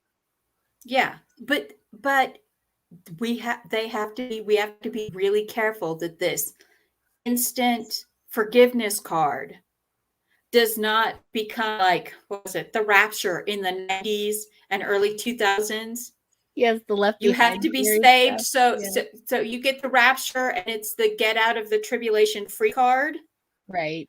Yeah, there is no get out of the tribulation free card. If you're an evangelical Christian who believes this, I'm very, very sorry. You really need to go back and read your Bible. Having done this research and having gotten a minor degree in religions, it's something, an idea that was created and then picked in 1800s and then picked up again in the 1950s. And it's like suddenly becoming a Christian or a devout spiritual person. Let's just not use the C word. Let's just say a devout spiritual person does not give you a out of your past free card.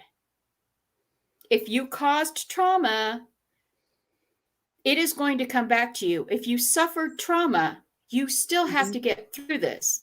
Suddenly evolving spiritually does not fix anything.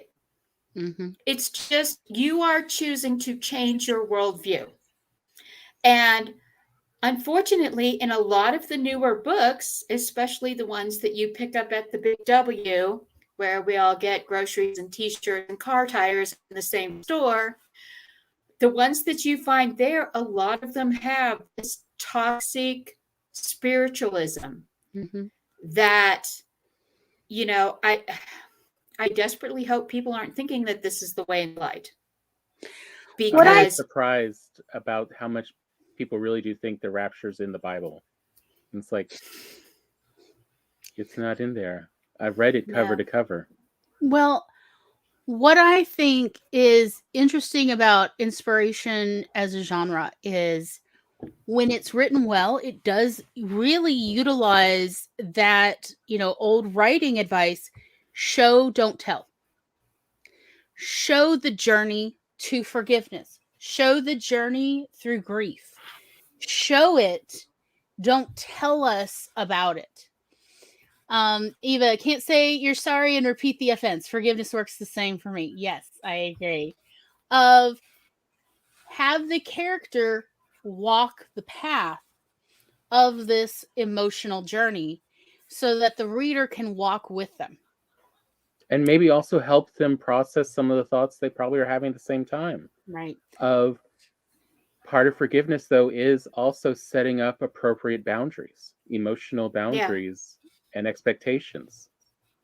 Of, you know, Gloria and I almost on a weekly basis have to, you know, reassess and rework our, you know, living in the same house and what we expect of each other.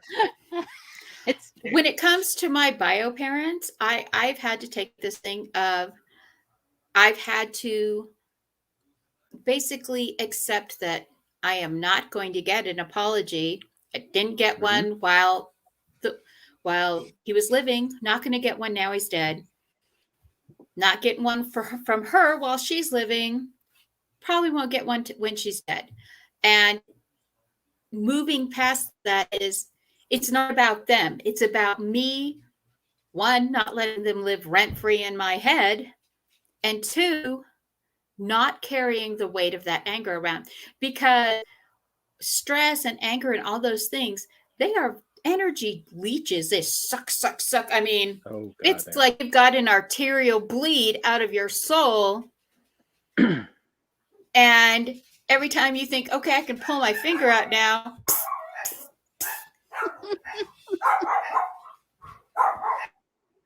It's very true. But I mean, again, and that's part of what good inspirational stories are about, is here's how you can functionally do this. You may not have, you know, grown up learning these life skills you needed for this situation, but here, let me write a story where I'll show you using these life skills that we all can use. And I mean, that's possible in any kind of story one's writing, and yes, including cyberpunk, of showing the character's journey to financial solvency and why it matters to them because of their background, because of their history, because of their anxiety about the world they live in. They need this. That is what is inspiring for readers, is that emotional journey.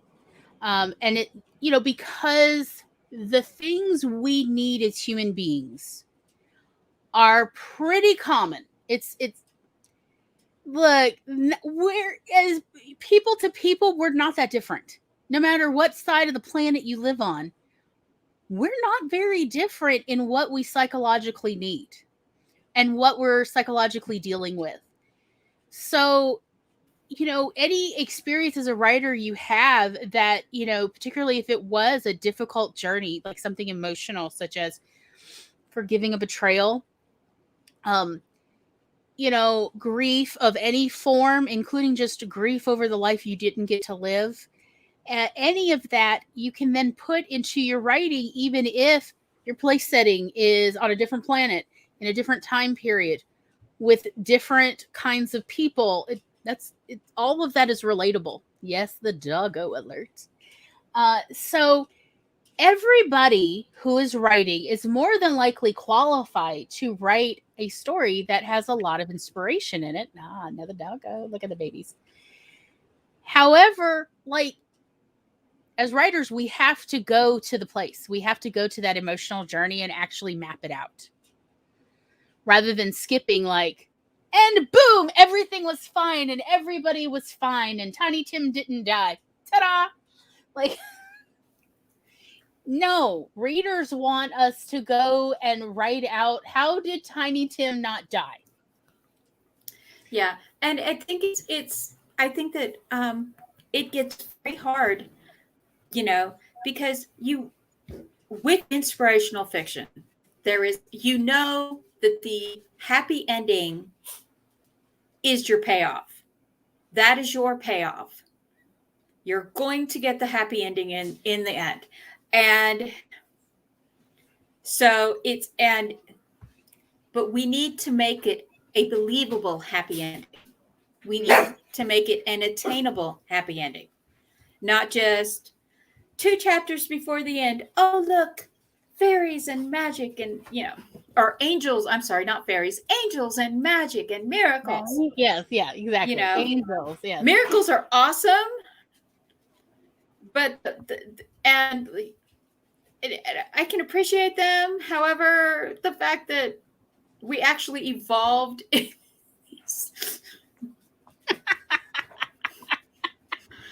the fact that some of you made it to adulthood. There's the miracle. There's the miracle right there. Right? Yeah. Some of us have made some very stupid decisions at a younger age. No, not younger. Are you talking last year younger? Yes. I continue to make stupid. Yesterday we made a decision. I continue to make stupid decisions and then lived the miracle of surviving my stupid decisions. But I'm glad to still be here. And yes, there's the journey. I'd say one of the things I love about writers, and since we look at words so much, is that one of the things you can gift your readers is phrases for them to remember later on. Those little thoughts to remind them how to use those life skills. Or sometimes also just so you have a fun line, because I was re-listening to Charles Strauss's Laundry series recently. The Laundry Files or Laundry Archives? And the two things I was surprised at is his first book came out in 2004, and even there he's talking about polyamory as, a more normal thing. And actually has one character say, go check the FAQ about polyamory. I told you this going in. You're the one with unreasonable expectations. Or what I just saw recently that I loved was describing H.P. Lovecraft's writing as purple prose gone to ultraviolet.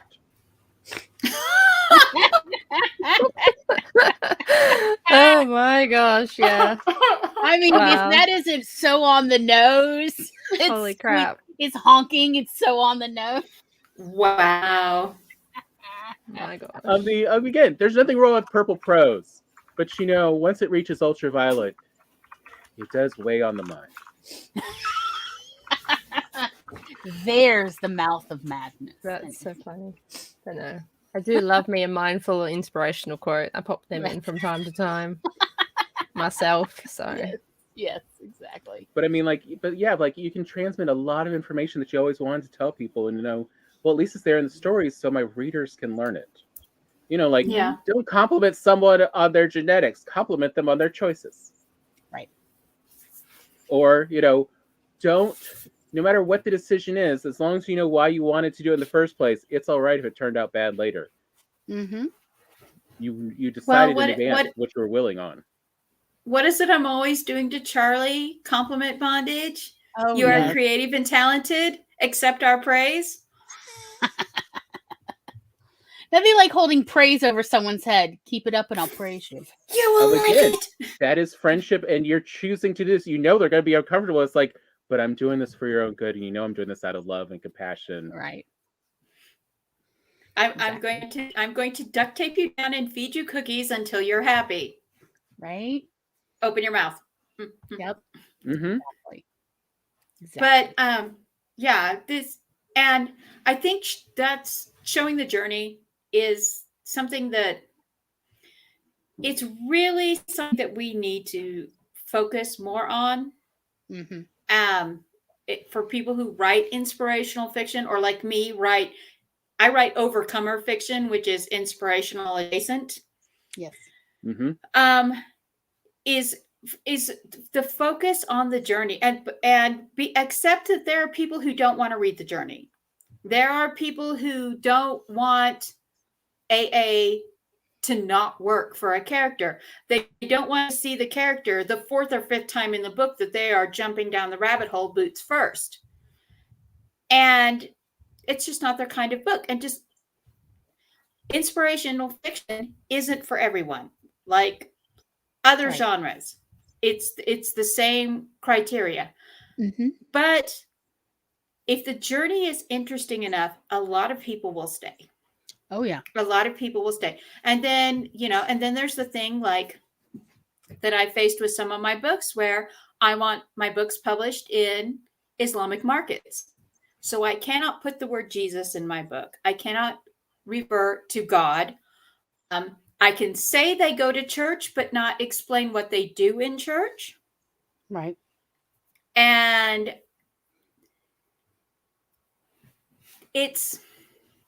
I think inspirational fiction could be so much more than it is, but unfortunately it's going down this right to market rabbit hole.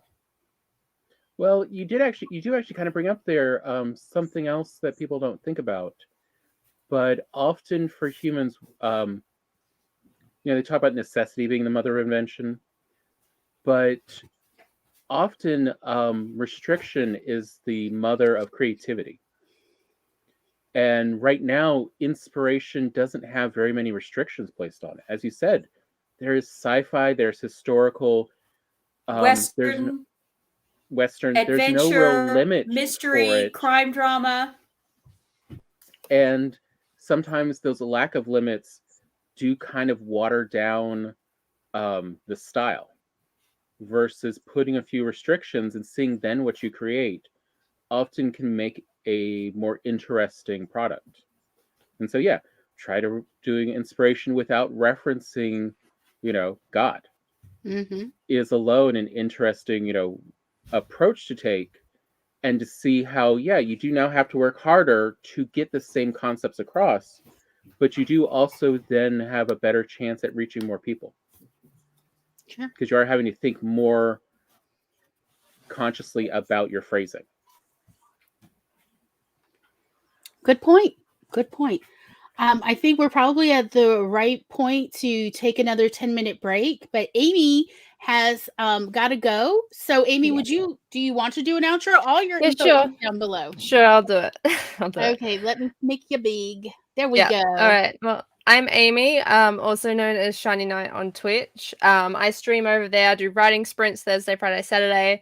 And I also game. At the moment, I'm playing Mass Effect, and I'm also playing Metro. So it's a post-apocalyptic horror game. So come watch me squirm if you want to get entertained, because everyone else over there has been. And I'm also currently writing my book 1 in my cyberpunk series. So follow me on the Instagrams and the Twitters when I do post information about that.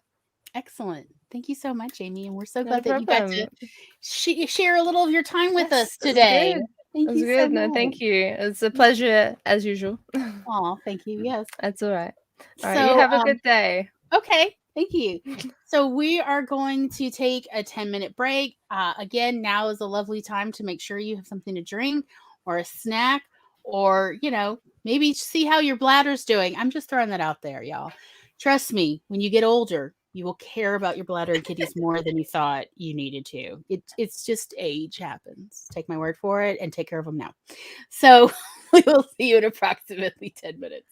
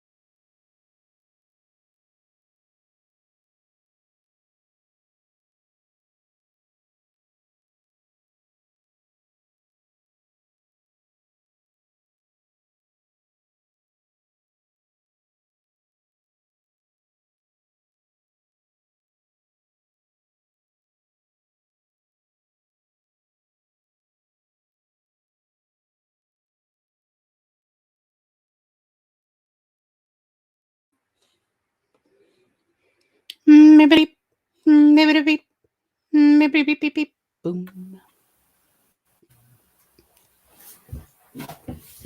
Yay, we made it back. We did make it back. Some of us made it back. There we go. I tease.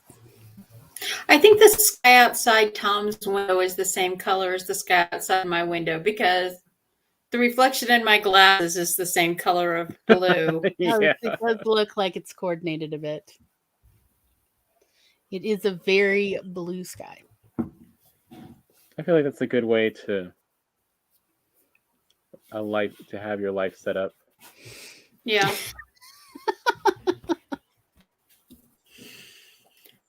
And now we come to the hard part where we talk about how to make the genre better. Well, we kind of were talking about that in the past hour. Yeah. Because I think that we all really do love and appreciate some books in this genre for really being what they're supposed to be, inspirational to us in our, trying and troubled times.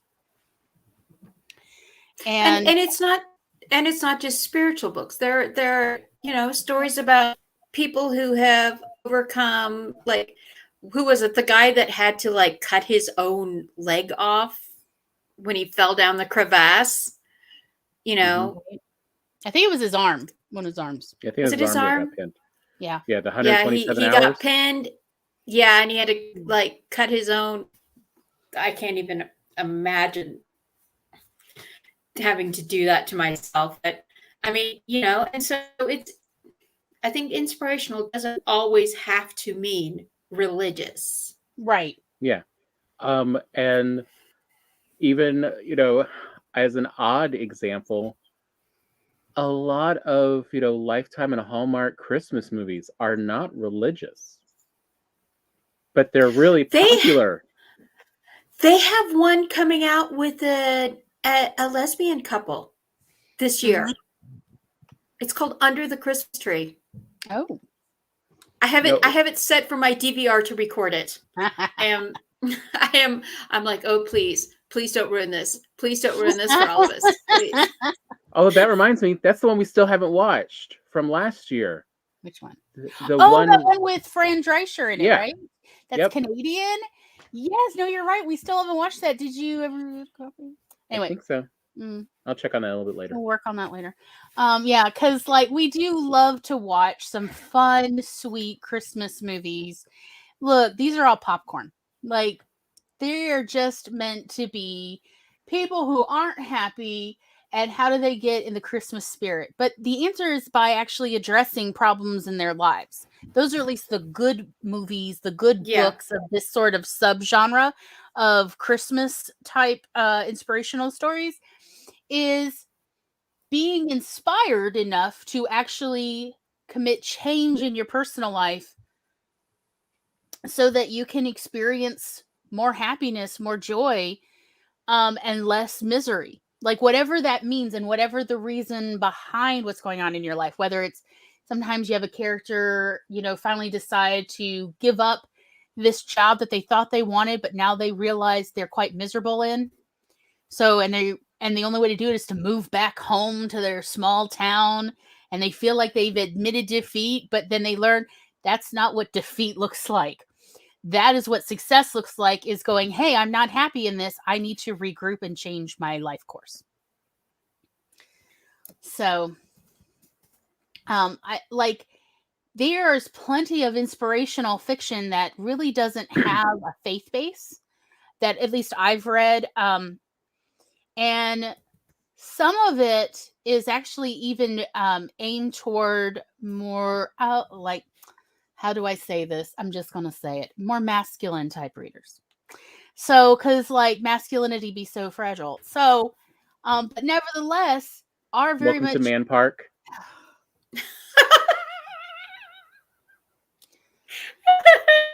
It is, isn't it? Look. Marvel. He's not wrong. You know he's not wrong, and we wouldn't be laughing. It's funny because it's true. It's true. It's true. Rise and grind. Rise and grind. So anyway, yeah, it's a wonderful skit. But there are readers who, again, do not see themselves reflected in a lot of other inspirational fiction.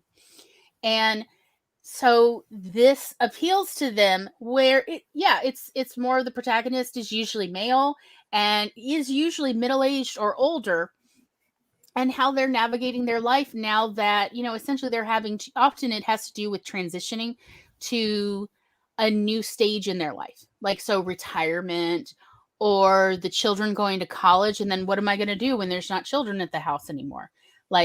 So much of my non-work life revolved around child rearing, and then what do I do with myself? And for whatever the reason, a lot of media aimed at masculine folk does not address this, which it's true, it doesn't. It's more geared toward younger masculine folk, but there's a lot of readers interested in this. There's also a lot of feminine readers who are interested in this in order to figure out how to have those conversations with more masculine people in their life, and that is valid too. And another thing I like in these for everybody. Another thing I like in these is it's okay to be alone. It's okay to not be, like the NA, the new adult genre. Okay. We're not. Why? Why did I do this?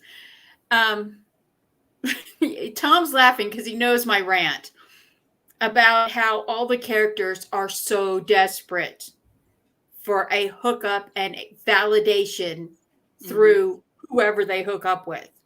And the nice thing about inspirational fiction is you can have characters who are okay being alone, that do not need validation through a spouse, through a partner, even through their friends, that their life validates them, and they're learning to accept it for the good and the evil, that they do not necessarily need that relationship defines who I am.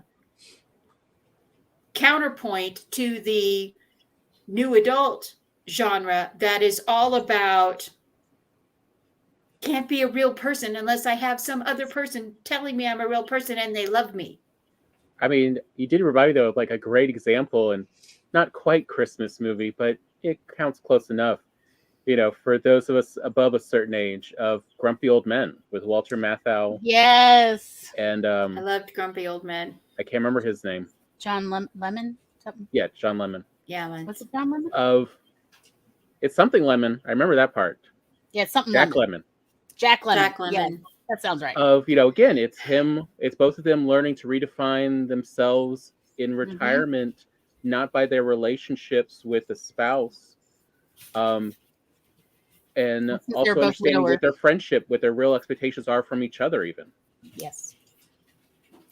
And that was wildly popular for, honestly, at least 2 decades, because there wasn't a lot of media, whether we're talking movies, TV, or books, that were addressing that for men, for masculine folks, or just people who it somehow rang true for grumpy readers. How about that one? It addressed it in a way that there wasn't a lot of other media. And that's kind of my thoughts about inspiration. Of a lot of people don't realize, a lot of writers don't realize that while they may have only seen a certain kind of inspirational books, fiction, they could write inspirational fiction if it appeals to them as a writer. Like, if it appeals to you the way you've lived your life, write that. Because it's not that likely that anybody's really writing in that vein. So there is still a credible amount of room, even though people are like, oh, but the inspiration genre is saturated. And I'm like, is it though? Is it really? There's so much room in it. But I think part of the problem is because so many people are writing to market, and Mhm. they're writing the Amish Puritan bonnet ripper, as you said earlier. That is They're what writing some Wikipedia that said it's people called are now. seeing I think it's that hilarious. people are seeing that. The other thing is in African American inspirational fiction, it's all take me to church, have a revival. Well, there's actually quite a bit of there's more down and dirty kind of in that subgenre of African American faith-based inspirational fiction. And in fact, there's a Mississippi author who is wildly popular because they're writing faith-based inspirational fiction that has some very dark and more contemporary kind of a I'm thing. going to say dirty elements. No, it's just dirty. Like there's sex things in it. It's very popular, and that is still actually like 20 years after they started publishing. It's still actually considered a very controversial thing to have sex scenes in a book about faith. What Eva just said. There's one of their books. I can't remember their name right now. I have to look it up. No, it's Zane, right? Is it Zane or is it one of the other ones? Because there's actually a couple Jackson, Mississippi authors. And but one of them, there's a sex scene in the church pews, y'all.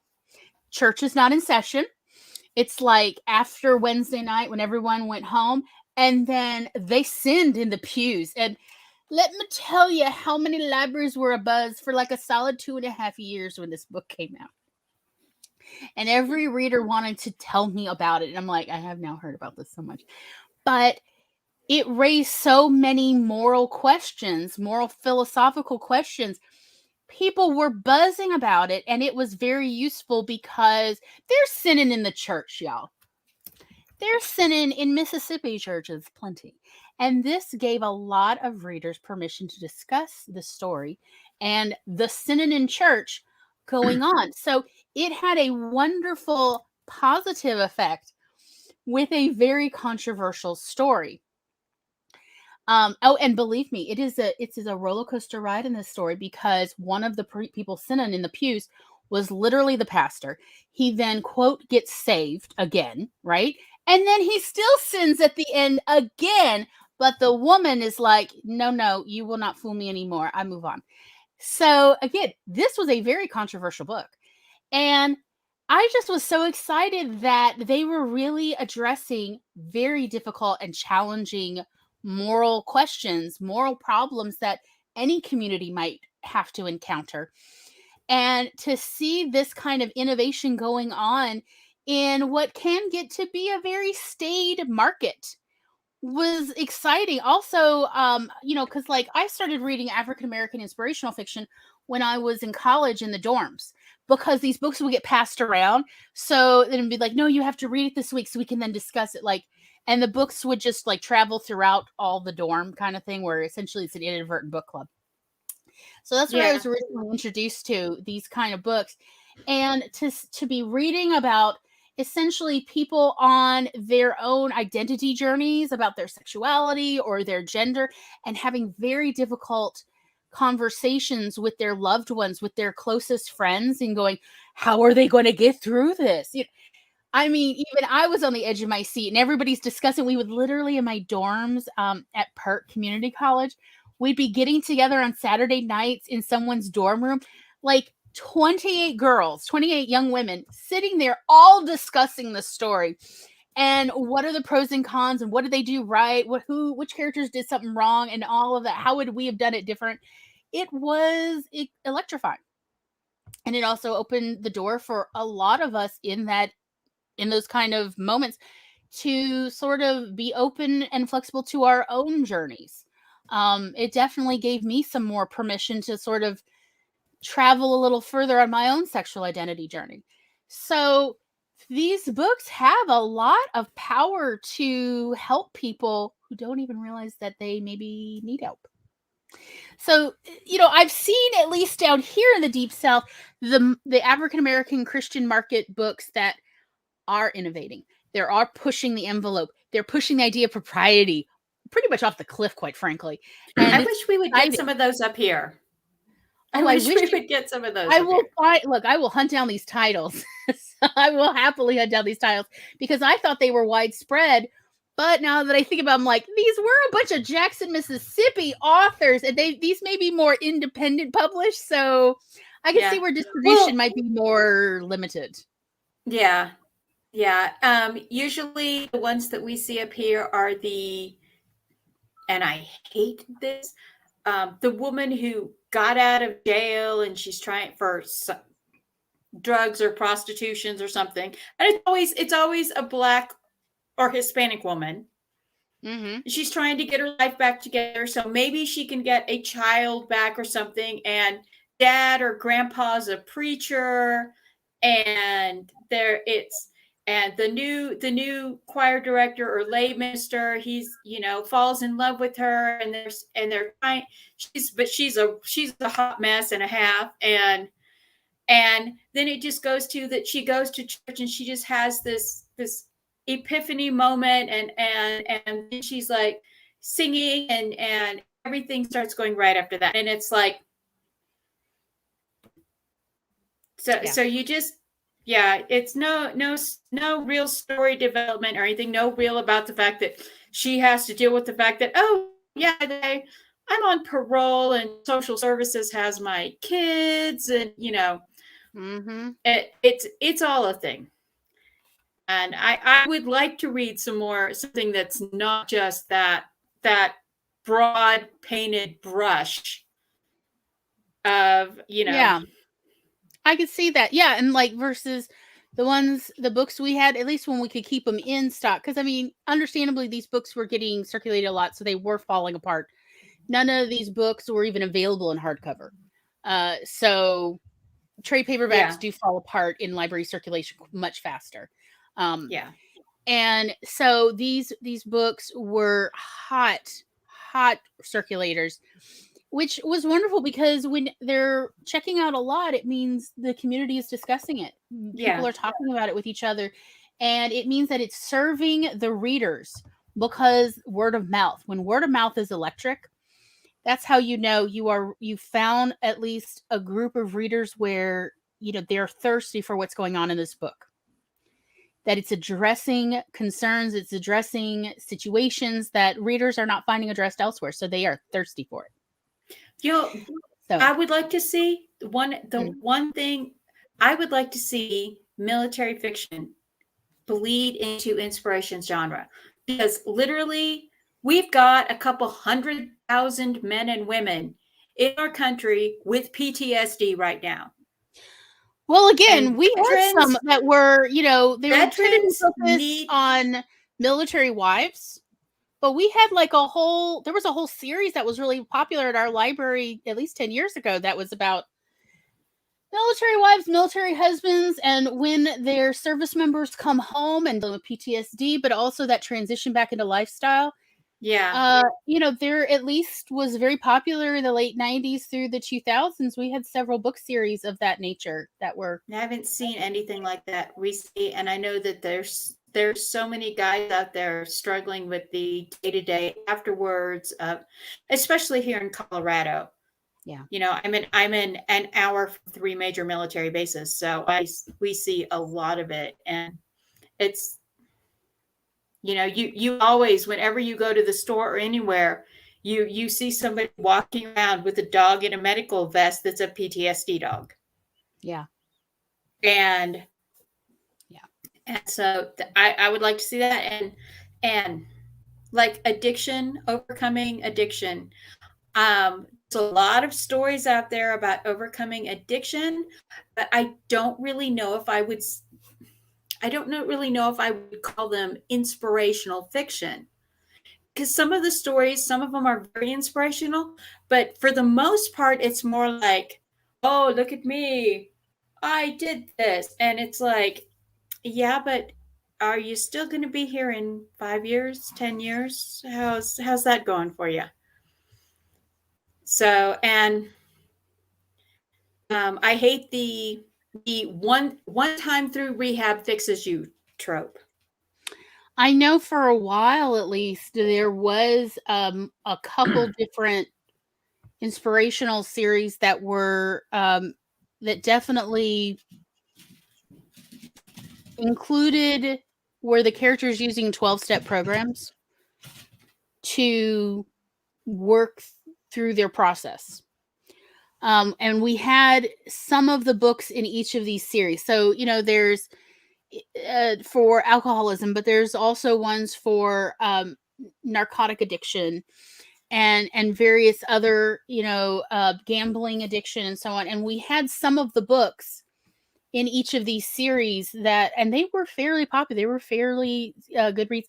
I had many a reader tell me how there was enough in there that they could relate to, that they found it very helpful to read, that including from people who came in to tell me they're not normally readers, but they read this book and, this inspirational book about a character on a 12-step journey to address their addiction. And it really made them feel less alone, which is really one of the very useful parts of books. That's what books can do, is to make a reader feel less alone. And I would say addiction recovery journey can be a very isolating experience, particularly in more rural areas.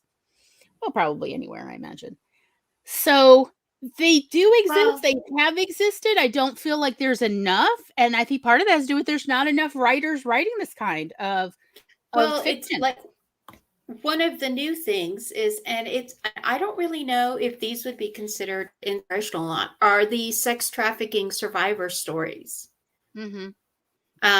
The crazy church ladies and enslaved son was a true story. Girls Like Us was another one. Mm-hmm. In Our Backyard is a indie published book about things like that happening in neighborhoods literally all over the world. In every neighborhood, all over the world, this is happening. Right. And that, how do these girls and boys recover from that? And it's, and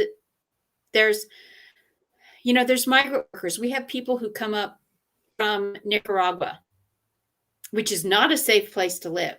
No. Not a safe place by any stretch of the imagination. But they come up to the United States to work, send their money back home, and a lot of times these people get sex trafficked. And now there's this huge thing. I was reading an article 2 or 3 days ago about how, like, even though cannabis is legal in Oregon and Washington, they're having this huge problem with illegal grows, like the cartels putting up these illegal grows. And these, they'll hire people that are like day laborers. They're one day they're on a street corner with a sign saying need work for the day. 12 hours later, they're at this illegal grow where they're only given like 1 or 2 meals a day. They're worked 18 hours a day. And as soon as the crop is harvested, the human traffickers who kidnapped them and took them there basically just leave. And they just leave like 100 people stranded in the middle of the forest. Mm-hmm. And it's, there are so many real stories that can be worked into fiction, because me, fiction is a coping mechanism. Yes. That's one of the things that I pushed with my whole Be Better, Not Bitter brand, that fiction can be a coping mechanism. Is, there's all of these stories that are, the fact that these people are just surviving and managing to get through these things is inspirational themselves. That the work they go through just to get to our southern border is an inspirational story. And then the things they go through when they're literally, if they can't get a visa, the effort of learning the language, finding a job that's not a sweatshop equivalent job. Those are also inspirational stories, and now we're evolving into a society where we have huge populations of homeless people, not just middle-aged to older homeless people, people who choose to be homeless, because that is a section of our population, is people who choose homelessness. Yeah. But we have families with children living in tents in all the major cities in our United States. And sometimes the mom and dad are both working, and they're still living in a tent because they can't afford rent. And so I think that there is so much room for expansion in this market beyond where it is right now. Because right now it is niched in this box of either Amish fiction or pioneer fiction or first years Christians.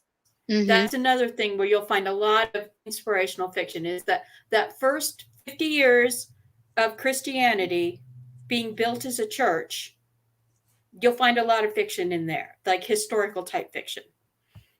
But there are so many contemporary stories that can be built outside of this. I mean, we have so much potential in this genre, and it's potential to help people make a change, to have someone read a character and realize, and says these are based on, this is reality adjacent, but if you need help, here's a sheet of information in the back of the book giving you contacts and lists and people. And I think that potential is there. It's not being utilized right now. Well, that's like part of what we're hoping with shows like this, where it's freely available on YouTube, since a lot more indigent people have access to a phone or other device, and, at least sometimes having free Wi-Fi, such as at libraries and McDonald's, that they essentially can get free courses in writing. The writing doesn't have to be amazing. It just has to be interesting. The grammar is not that important. Readers really in the 21st century do not care about how good your grammar is, which I found actually quite liberating. And I say that as somebody who has taught 4th grade and 5th grade grammar, that it's liberating to not have to worry about that. Readers do not care. Do not ever worry about a comma or a period. Readers just are interested in interesting stories. So now that you can write an entire book on a device, thanks E.L. James, that, for proving it, that yes, you can write a popular novel on a device, that the gatekeeping is much lower to publishing, especially independent publishing. And yeah, you don't have to have a great cover, y'all. You can workshop the whole thing. Because now you can use sources like Canva and make yourself a world's simplest book cover, put it out there, and, keep honing your craft, keep working on your blurbs, keep updating and workshopping your story, because, sources like, Nook and EPUB and all of those, you can keep updating your manuscript every time you do edits. All of this stuff is available, and it is low to no cost. And when I say no cost, I genuinely mean that. It doesn't have to be pretty, because 21st century readers really don't care as much about that. They're so thirsty for a decent story. For something that's new. For something that's not recycled. Something that is sincere. Something that is sincere, that is just held in your heart. That's what they're interested in. That's what they will go through heaven and earth just for a decent story with, sincere characters that they can relate to, really dealing with whatever problems you've experienced in your own life, no matter how mundane you may think it is, or no matter how ugly you think your past is. It is absolutely possible to do it, and readers will thank you. Readers will thank you and write you stories that'll make you cry because they're so thankful that you finally threw them a lifeline and said, hey, you're not the only one who's had to make choices between buying car gas and feeding your children that day, which is a terrible decision to have to make. That is absolutely horrible, but that is still going on in the 21st century, unfortunately. So, people want to read this, and not just people who have experienced things similar to you, but also people who haven't, but who want to understand. They are looking to grow their empathy and their compassion. And by there needs to be stories, it's helpful. And this would bring authenticity to this entire genre, because the positivity porn, I know that was the joke that was made for naming the thing. Yes. But that shows the lack of authenticity. Yes. In the blanketing the entire genre that people are seeing. And I mean, you can have a positive mental attitude. You can present a positive mental attitude and spiritual strength without this angels and forgiveness dust. I think I'm gonna throw this out here, okay, y'all. How about an incompetent angel? How about one that's like, well, here we are both under this bridge. How are you gonna get us out? Like, excuse me, you're the angel. Shouldn't you be helping save my life? And it's like, I'm new here and I don't understand how humans work. Look, if that's the story that calls to you, please write it anyway. Please write it about an angel going, I don't know what I'm doing. I was hoping you could train me, human. And it's like, you mean I have to get myself out from under this bridge and train my own guardian angel? This is the pits. Look, I'd read it. I know a lot of people who would read that and giggle, let alone, compassionately keep cheering that character through the whole thing. So whatever story's in you, write it. They're bringing Touched by an Angel back. No, I hadn't heard that. Although, I have enjoyed a few episodes growing up. I will admit some of them. They are bringing really Touched by an Angel back. And what's the other one that Landon was in? Highway to Heaven. Highway to Heaven. Highway to Heaven is also coming back. I didn't hear about that either, but I can't say I'm shocked. Yeah, well, they're recycling everything now, which is why we need new stories. Yeah, I know. That's why they are now working again on, what was it, Quantum Leap? Yes. Yep. Well, I have to say, between them, I actually kind of liked Highway to Heaven's episode, story I style. It sometimes when they messed it up and they're like, and then humans have to fix it, and I'm like, yeah, because look, nobody's perfect. Nobody. Everybody messes up, including angels. And can't we all find that relatable as well as, well, how are they going to get out of this? I'll keep watching, Yeah. I just, there's so much potential for the genre but I'll go back to the thing I said in the very, very beginning about there needs to be caution about writing the story to convert people versus writing the story to inspire people. These are different things. Mm-hmm. Converting someone to your religion and inspiring them through your spirituality are very different things. I agree. And there's definitely an interest in, inspiring through, your own journey or your character's journey. That is a lovely thing. Also, it's definitely more widely relatable by readers, and not just readers of that faith or spiritual practice. And that is definitely a more compassionate approach. I would highly recommend that. Because if even people who are from different spiritual practices, if they're able to enjoy your story, that is a wonderful sign. Because it means you're hitting on that vein of how humans work. The relatable part of all of us. Well, and it shows that just because we believe different things does not mean we're different, completely out of touch with each other. We have the same experiences. We live, we breathe, we eat, we give birth, we grieve death.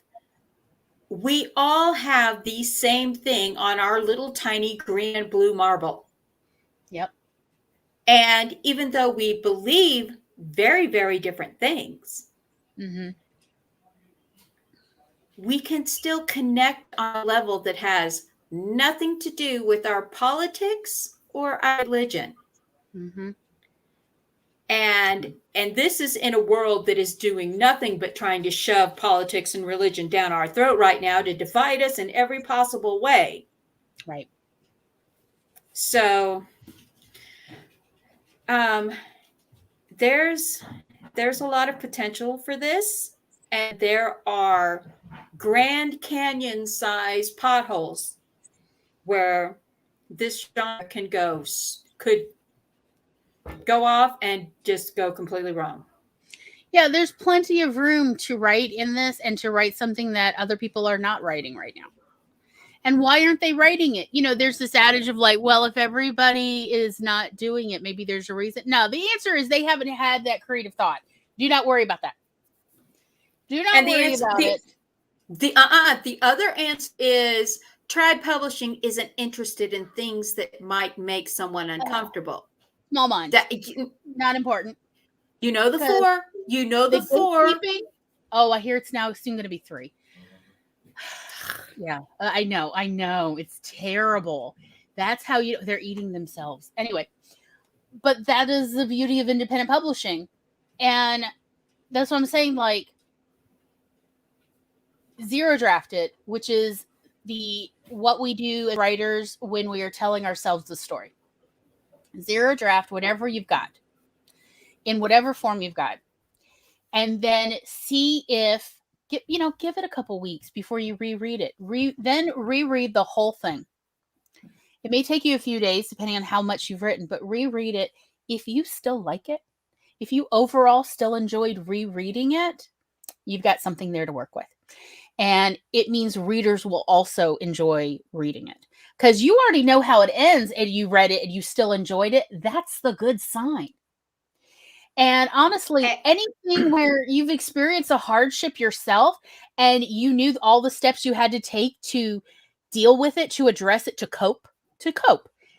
And you knew the ending already and you knew all the steps and you still enjoyed reading what you wrote. That's the good sign. And don't ever think that somebody doesn't want to hear your story. Yeah, even don't let that gremlin in. Don't let the imp, the imposter syndrome, stop you from sharing your story, because there is someone out there that it will resonate with. We have 8 billion people on our planet. Yes. Someone out there needs to know you made it through. They can too. Yes. Although that does remind me of a movie we saw back in the mid-2000s that we were surprised actually was very helpful for us. Remember 2 Weeks with Sally Fields? Oh, wow. I ended up getting that accident. It was not the movie I thought I was requesting, because it was back when the internet was mailed through the mail. Netflix, remember? Netflix and Blockbuster, you could get DVDs in the mail so long ago. And I got it while we were dealing with Mom's cancer. Her last cancer, the pancreatic cancer. And look, I'm going to spoil it for you now because you need to know. Oop, Maggie, the wind's got her. Sally Field does not make it to the end of the movie. She has late stage cancer, and she's back quickly. So Sally Field does not make it to the end of the movie. She has late stage cancer, and it's about her children and how they cope, how they process their grief, how they find peace. And y'all, we did not yet know about how serious Mom's cancer was. It was at the very, very beginning of realizing Mom was sicker than she'd been letting on for 2 years. She had been lying about her health to us and hiding it from us for her 2 years. Spells. Yeah, her feigning spells. Oh, she'd sworn our stepfather to secrecy, which I'm like, okay, I mean, that's a whole other matter. And I got this movie, and then I was like watching the movie because look, it's Sally Field. I'm gonna watch it, okay? Because Sally Field reminded me of Mom on her best days anyway. And I watched it, and I'm like, hold up, lady. And that's really what made me take a look at Mom and go, what are you hiding? I can tell you're hiding something because the movie showed it to me. But it also inspired me that you don't have to feel like you're alone and adrift in a terrible void when the person you love is suddenly dying, because Sally Field's character had been hiding it from some of her children, but not all of her children. Also, it taught us the phrase that you really can just say to someone like the internet company, my mom has cancer. I don't have 2 weeks to wait for the internet. Right? Look, you'd be surprised how well that works, okay? Like, it also works in line at TJ Maxx. My mom has cancer and can't keep standing here to check out. Oh, they will put her to the front of the line. It was just like, hey, I wish I'd known from Mom's previous cancers we could have used this line. But it was a very inspiring movie. And it did not have a quote-unquote happy ending, although it did have a happy ending because actually the siblings reconciled with each other. And it kind of gave me and Tom a way to bridge together, as well as, we had inspiration for how to bridge our relationship with our younger sister, who was at the time somewhat estranged from us. Mm-hmm. So it was a really wonderful, inspiring movie for us, and based on a real life experience of the writer with his mother had ovarian cancer.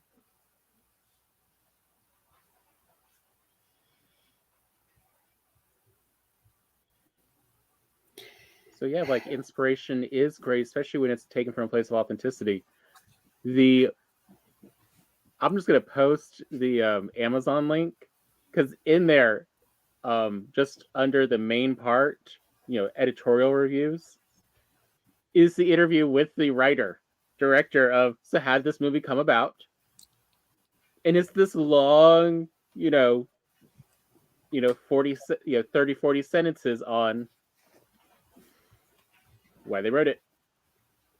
Well, thing is movies like that,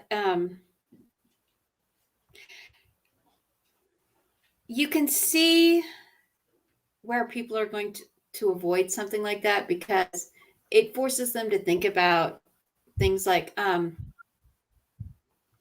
what was that old movie?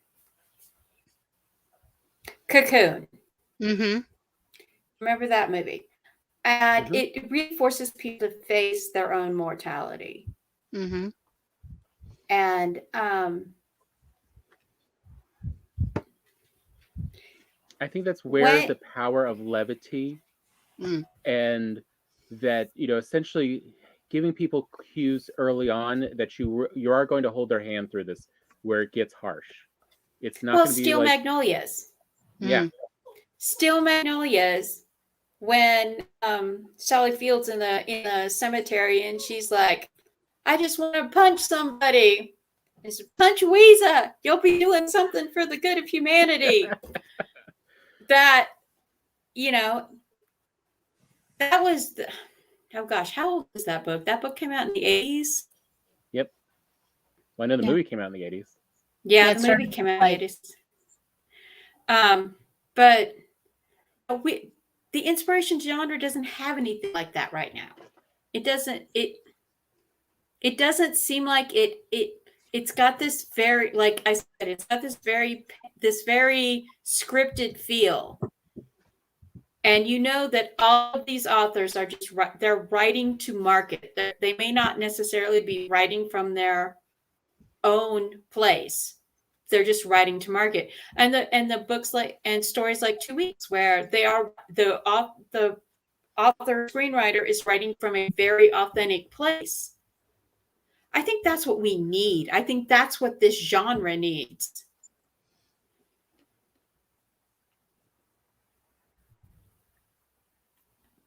Let's see, talking earlier about being inspired by all faiths as well as publishers. Will publish And in my book link story, have elements of inspirational fiction since the beginning. That's good, Heather. Heather has a very amazing story to tell about her life and her art and her son.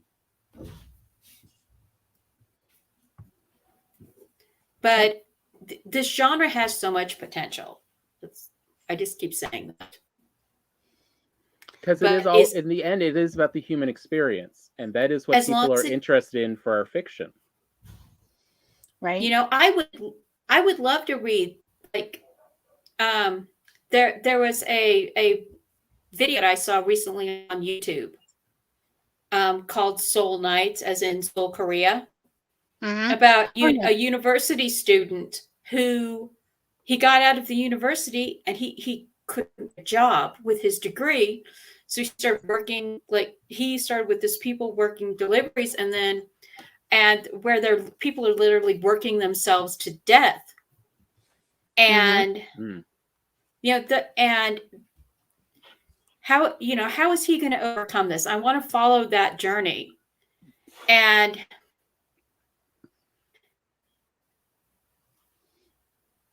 yeah, exactly, Eva. But it's not the popular, it's not the happy ever after. It's the as happy as we can be. It's the happy in spite of everything. And I think that's going to be the future of inspiration.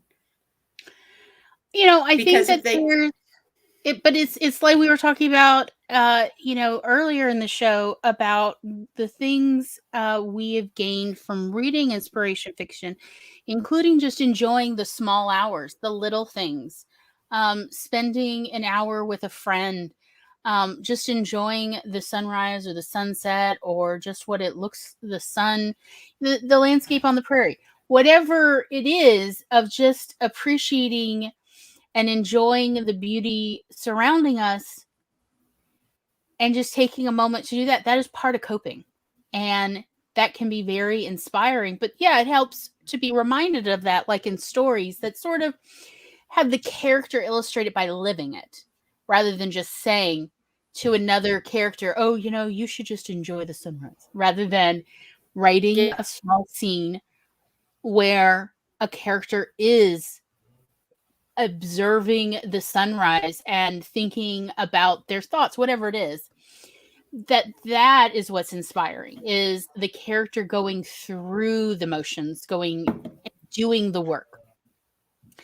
And so modeling coping behavior for the reader, we all need to be, even when we know good coping skills, we all need to be reminded of various coping skills from time to time. Because we all just need to down. It just is. It's human nature. And we need to be told that, getting therapy doesn't mean there's something wrong with you. Absolutely. It just means you need a little extra help right now.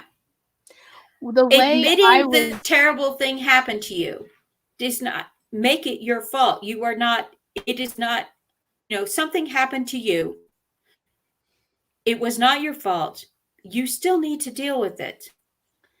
And it's just, it works weird.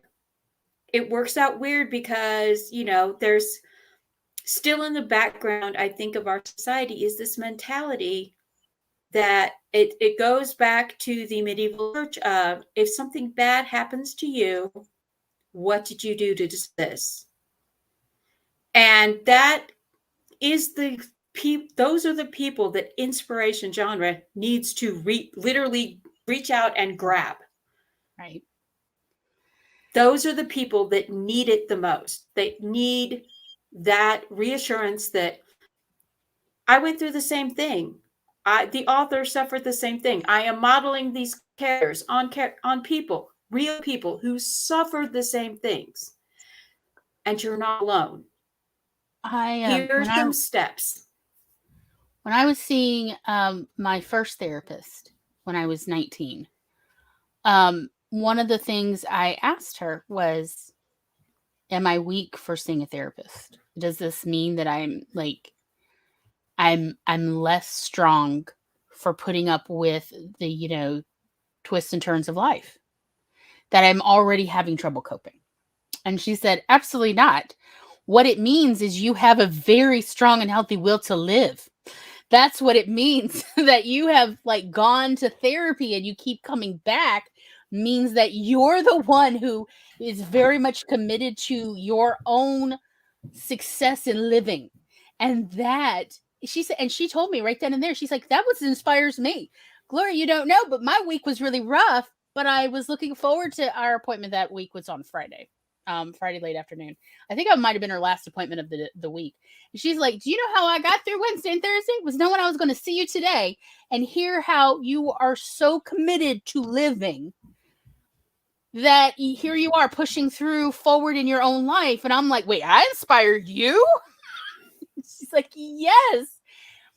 That when you're willing to go to therapy, that's what it means. Every person who walks into therapy, even one time, is trying to make a grab at living.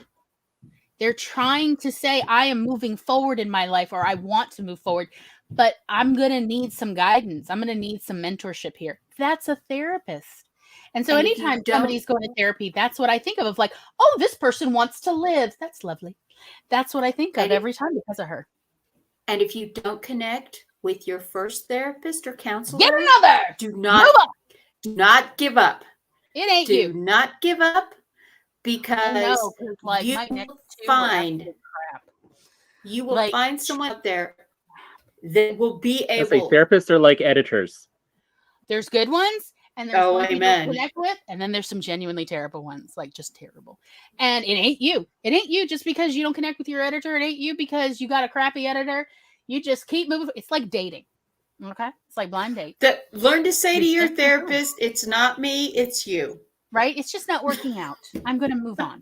Just say, I just don't think this is working out. Okay, thanks so much for your time. Bye-bye. Yeah. And no matter what they say, remember, people say weird things during a breakup, and that's all that's happening. Is your therapist now suddenly saying weird things? But you paid for their time, so bye-bye now. Remember that. Bye-bye. It's just like dating. Bye-bye. I'm moving on. Oh, and they'll ask, let me tell you, when you break up with a therapist, they'll be like, are you already seeing another therapist? Why do you care? Are you worried about me? You shouldn't. I'm fine. Yes, as a matter of fact, I am. I just feel like it's not really their business. It's not their business. It's, that's me. I'm not into people trying to manipulate me, but, and I have seen some really fantastic manipulations from people in the psychology profession. And I'm like, y'all ain't nothing compared to my mother. So go away, amateurs. But that's just me. And none of y'all have my mother. So I understand that you don't have the safeguards that I have. I get it. It's okay. That's why I'm giving you this advice. You go, why? Are you worried about me? I'm fine. Don't worry. I know what the hotline is. I'm good. And you just walk out there. You don't stay to get your last little penny of money. When you feel it's time to go, you get your butt up and you walk out that door, and you do not listen to whatever they say in the hallway, because that's madness, y'all. Unless they're saying, good luck, I hope you do great. Unless they're saying positive. No, you just keep walking. You do not slow down. You just move on, because it's a breakup and people go a little batty during breakup. Move on. Another thing is though, the flip side, the other side of that coin is, if the therapist is making you feel and face uncomfortable things, they're doing their job. If you don't want to talk about it and they keep pressuring you, that's their job. Because that's the thorn. That's the thorn that's sticking. I didn't want to talk to my therapist. This is the same therapist who told me that I inspired her by showing up every time. I didn't want to talk to her, even though I was paying $9 a session for her. It was on a sliding scale. So we agreed that I could write. So I would write poems, and I would write journal entries, and I would write little stories. And then she would sit there for 20 to 40 minutes of every session just reading what I wrote. And it was my way of getting out of actually having therapy conversations. And then the last 10 minutes were essentially her like asking questions based on what I'd written that week. And that was how I coped with it And hello, I'm still here writing. So, hey, I'm throwing that out there as a coping technique. You should all try it. It may like start a writing career that takes 20 years to like actually get going, but hey. Yeah, there's so much potential in inspiration, and literally everyone's story has its own inspirational slant. And you don't have to write a biography. You can fictionalize your own life, change mush everybody's yourself name together with everybody else, and you can still get out that emotional struggle that you feel without actually saying, this is me, this is what I went through. Right. Although, but we did actually just bring up, though, a good point, though.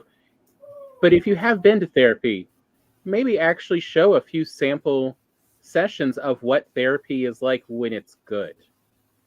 Because, again, all you see in the media is bad therapy. Yeah, they don't get a lot of good examples. If it's bad therapy, you should have characters having a conversation about this seems like bad therapy.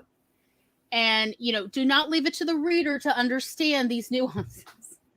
But I will say, like, for instance, Fight Club, the book, and the movie, very much is the reason I went to group therapy. And I went to group therapy on and off for 10 years.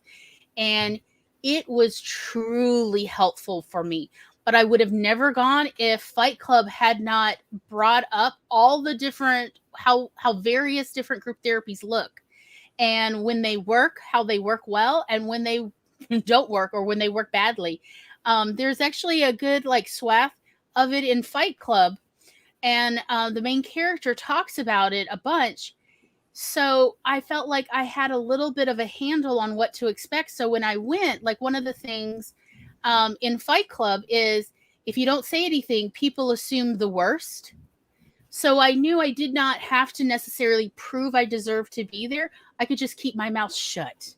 And that is how I survived the first several group therapy sessions, even though I was so scared and so nervous. I could just keep my mouth shut and no one will question the validity of my existence there. And it actually was true. So there's a lot of like useful stuff in books if you know to look. Yeah. One other thing is therapy, group therapy, one-on-one therapy, writing therapy into this, writing your experiences and stuff. It's not a contest who's the worst. So don't fall into that trap.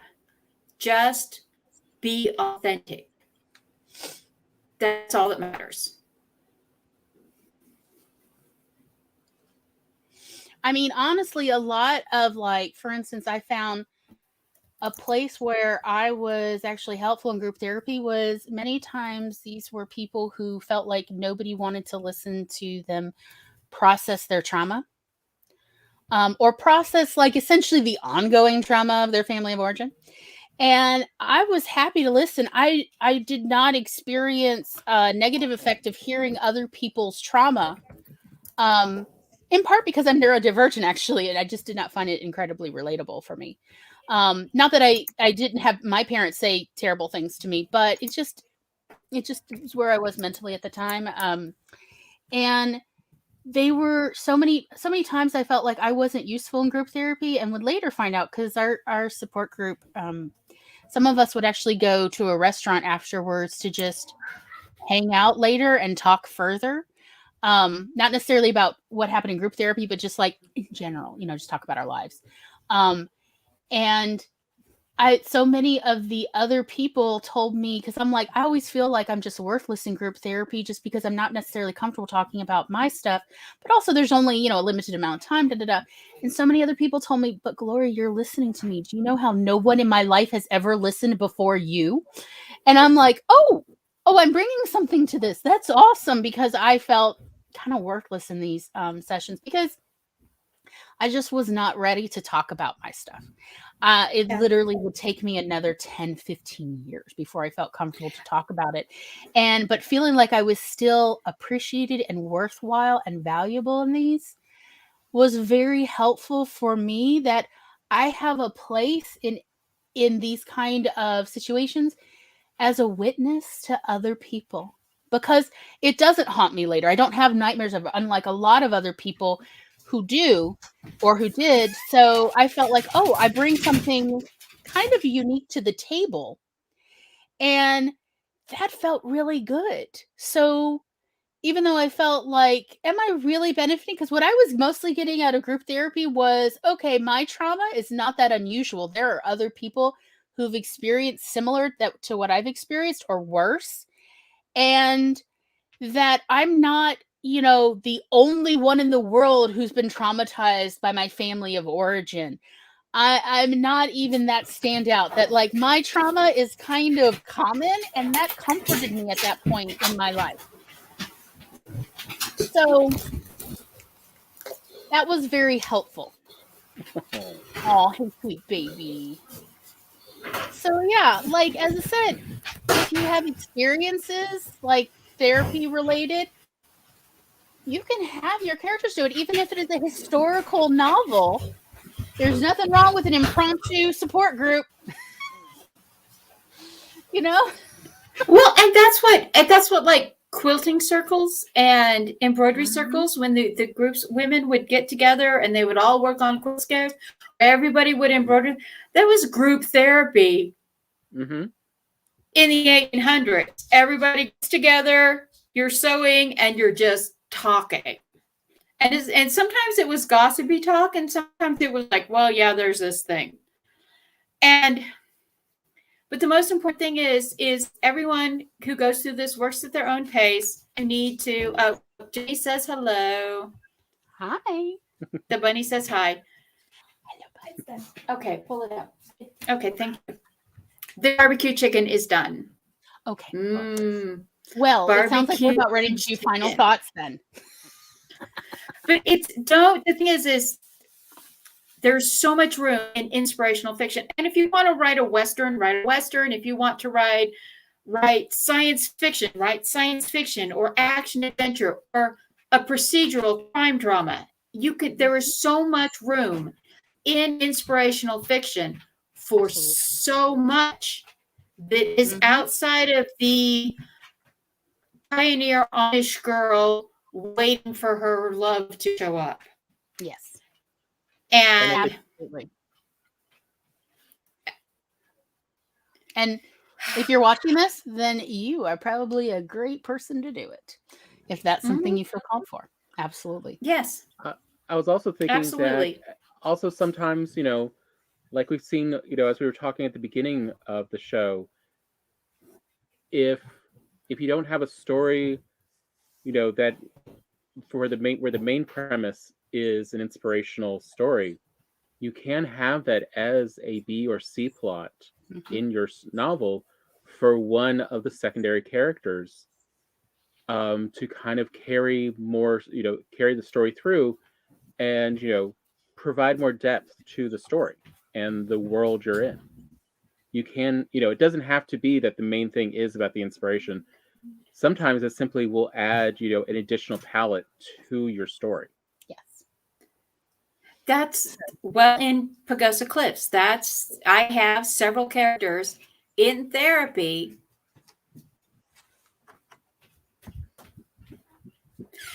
I have several characters in therapy, and you never actually see them actively in therapy, but they talk about it. And there's one of the characters gives another character who lost her husband, here's my therapist number. And then later, not at that time, but later down in the story, she's like, I think I need to call your therapist.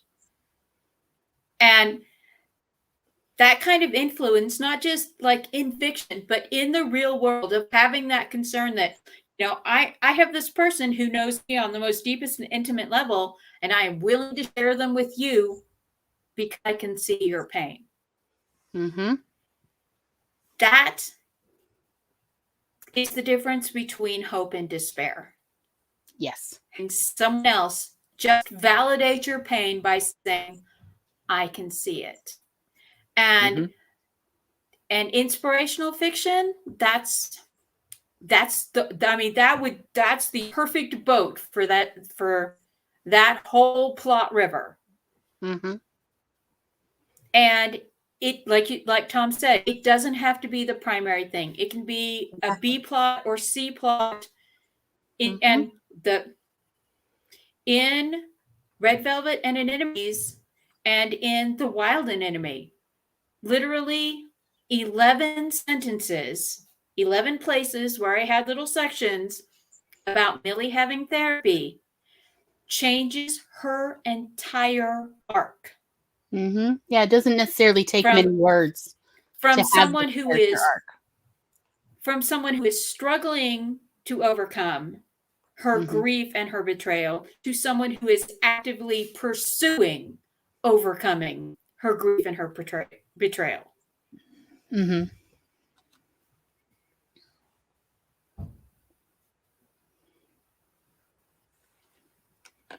All right. Oh yeah, lots of people. Yeah, what Eva said. People get mocked for therapy. People get advice against therapy.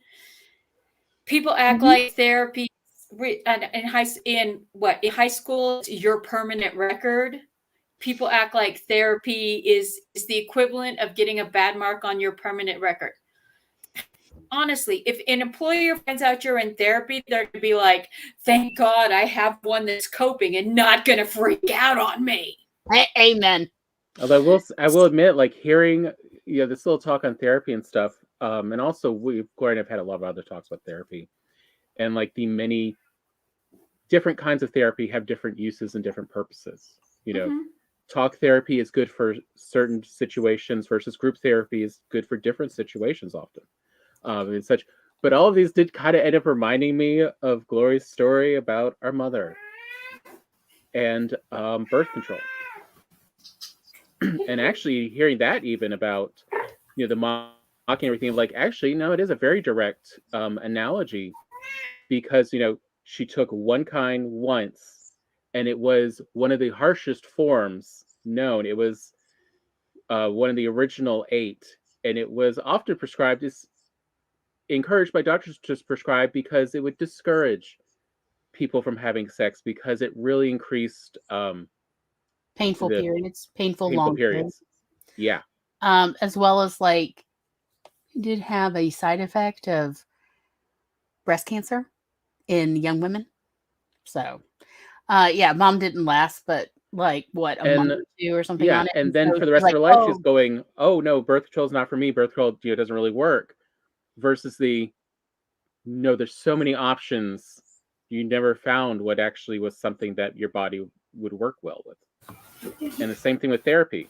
People often talk about, oh, well, so-and-so had therapy for like, 3 or 4 times, and they just got worse. And they had the wrong therapist. Yeah. Again, that's not the way this works. Right. Yeah. It's and therapy doesn't work for all people. And because here's the thing with therapy is you have to want the recovery. You have to be in a place where you're prepared to go down that journey. Yeah. And not everybody's in a safe space to do that at any point in their life. It depends. Like, no, it's hard to like process your trauma when you are still in crisis. Like, no, that's not how human brains work. It's perfectly fine. You have to be in the right place, and you have to have the right therapist, the right group. You have to be there. But then there are also, and I can say this because I know some people, particular, very intimately know people who they're addicted to their victimhood. Therapy will help them for the short term, but they like the sympathy and the attention they get from having gone through what they have. And it's, I hate to say it sounds terrible to say, but yeah, they're addicted to their victimhood. And so no matter how much therapy they get, it's like, because it's an addiction, they will cycle back around to that. And until they finally, until they decide, I'm not going to live this moment anymore, all the therapy is never going to get them out. Exactly.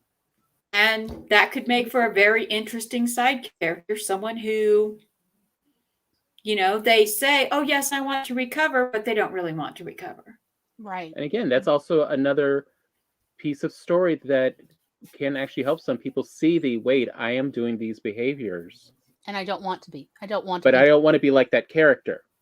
Yeah. You know, it can be distanced enough that they can finally actually start recognizing why this isn't a good strategy for life. And again, you know, like, there's a lot of great, you know, reasons to write your stories.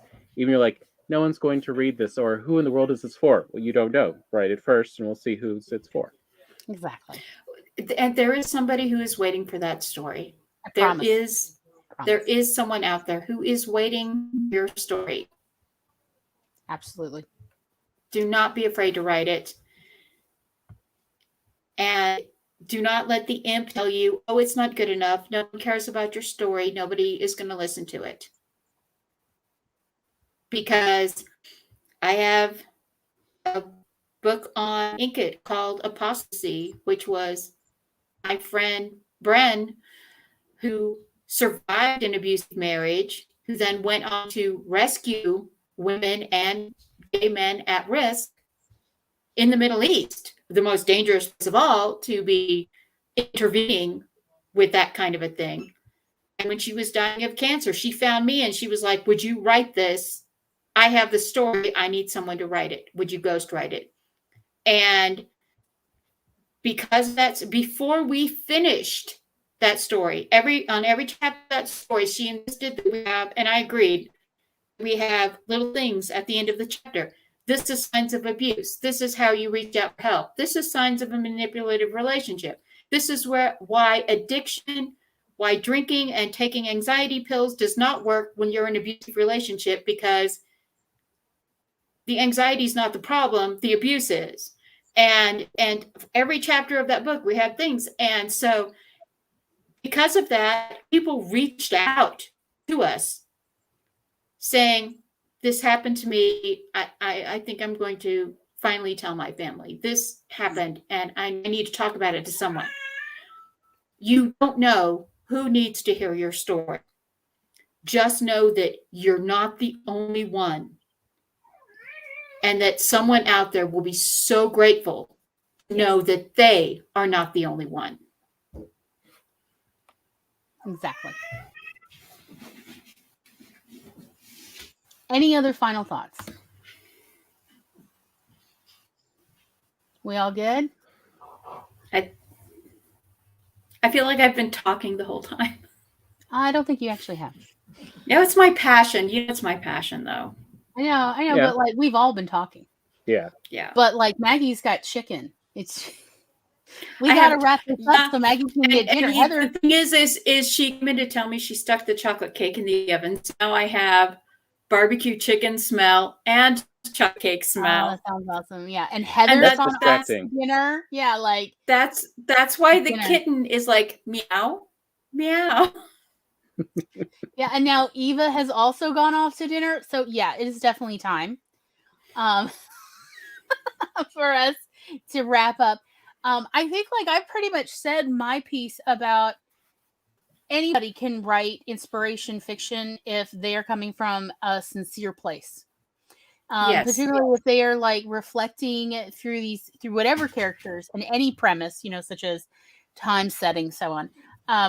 Anything they've experienced or they've, you know, witnessed other loved ones experience, then that authenticity will serve the reader well.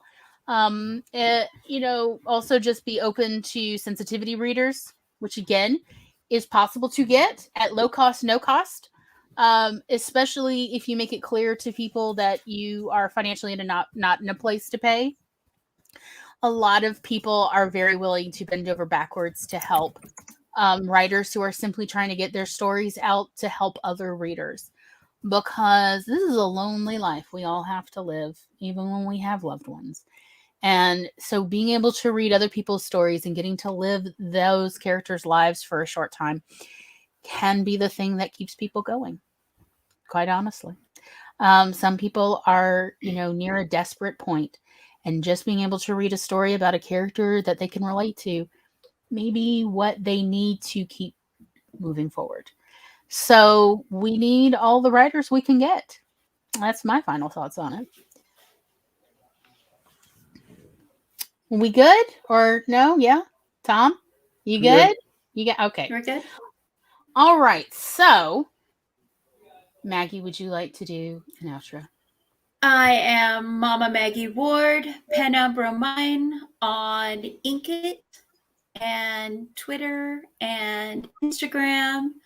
I have books on Amazon Kindle and under MM Ward, and I am on Kindle Vella as well. I have 2 books, about the 3rd book on Kindle Vella, and my whole author brand is be better, not bitter. And I think that we can all manage to change our lives for the more positive if we just really face the things that we don't want to face. And sometimes that's the hardest part of the journey, is just opening the door to look in the face of the things that have traumatized us. I hope you are blessed. I hope you have a lovely Thanksgiving weekend if you are in the United States. If you are elsewhere, I hope you have a lovely autumn or spring weekend. And be blessed. Thank you. Tom, would you like to do an outro? I got nothing. For the record, Tom has a book on Vella. Down below. Tom's Vella link is also down below, as well as Tom's Kindle book is also down below on fixing your computer when it's starting to run slow. Oh, are you a writer and your computer's starting to run slow? Hey, Tom's got all sorts of fixes and trips and tips and tricks. Give it a try. And he just fixed the price for customers using rupees. So hey, I'm just saying it's there. And if you don't realize by now, you are on our channel, Glory Writes the Blues. And my links are also down below. Every week, we do this show Mondays at 4 p.m. Eastern. And then Wednesdays at 9 p.m. Eastern on Twitch, we get ready for Monday's show. So we go over our process, we workshop ideas for title and show description, and so on. We go over all of that. So if you're curious about our process or you just want to hang out with us, hey, I'm throwing that out there. Twitch at 9 p.m. on Wednesdays, and then Thursdays at 3:30 p.m. Eastern. With Cat Leo Writing on Twitch, we do Coffee Bunny Cafe, where it's a lot of fun. It's chaos. It's a lot of fun. There's fiber art. Sometimes there's gameplay. We've been doing sprints so that our nano friends can still feel productive while they hang out with us. We're really liking it. We're talking about continuing the sprints in December. We'll see. And so we will be meeting this Thursday on American Thanksgiving, since Kat and I do not have much in the way of personal lives. So if you are interested, we hope you will hang out with us, and maybe these adorable kittens. I have no idea. So that is me. Oh, hello, Snoopy. So okay. Say goodbye, Cooper. Say goodbye, Cooper. Oh God. Next Monday will be the final episode of this series. Where we will talk about the crime drama / murder mystery fiction genre.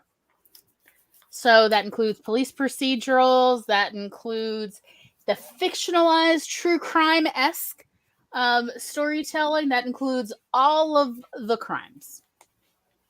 It is the number 2 most best-selling genre I gather, on Amazon. And so we're going to go over everything we know and everything anyone else knows. If you would like to join us, we would absolutely love to have you on screen. Let us know so we can send you the StreamYard link. And if you let us know before Thursday at 9 p.m. Eastern PM, then I can even include you in the thumbnail picture. So we definitely hope to see you in the chat and maybe on screen if you'd like to talk about it. Even if you're like, I'm just a reader, I've never written it, we would absolutely still love to have you in chat or on screen. So definitely let us know. So yeah, I'm going to get myself out of the hot seat now. Okay. Hey, sweet pig. Did I forget anything? No, you did not forget anything. Okay, awesome. Alrighty. So without further ado, the after party will be in our Discord server, Unicorn Council, in the clubhouse. If you would like to join us and hang out, I'm going to be playing Don't Starve Together with. I'm going to be having barbecue and mashed potatoes, and I'll be over in just a little. What? No, that's a pretty far drive. It's like what, at least 1,000 miles. So it's a drive. One day. So without further ado, we thank you so much for hanging out with us this long. Mwah. See y'all later. Bye-bye.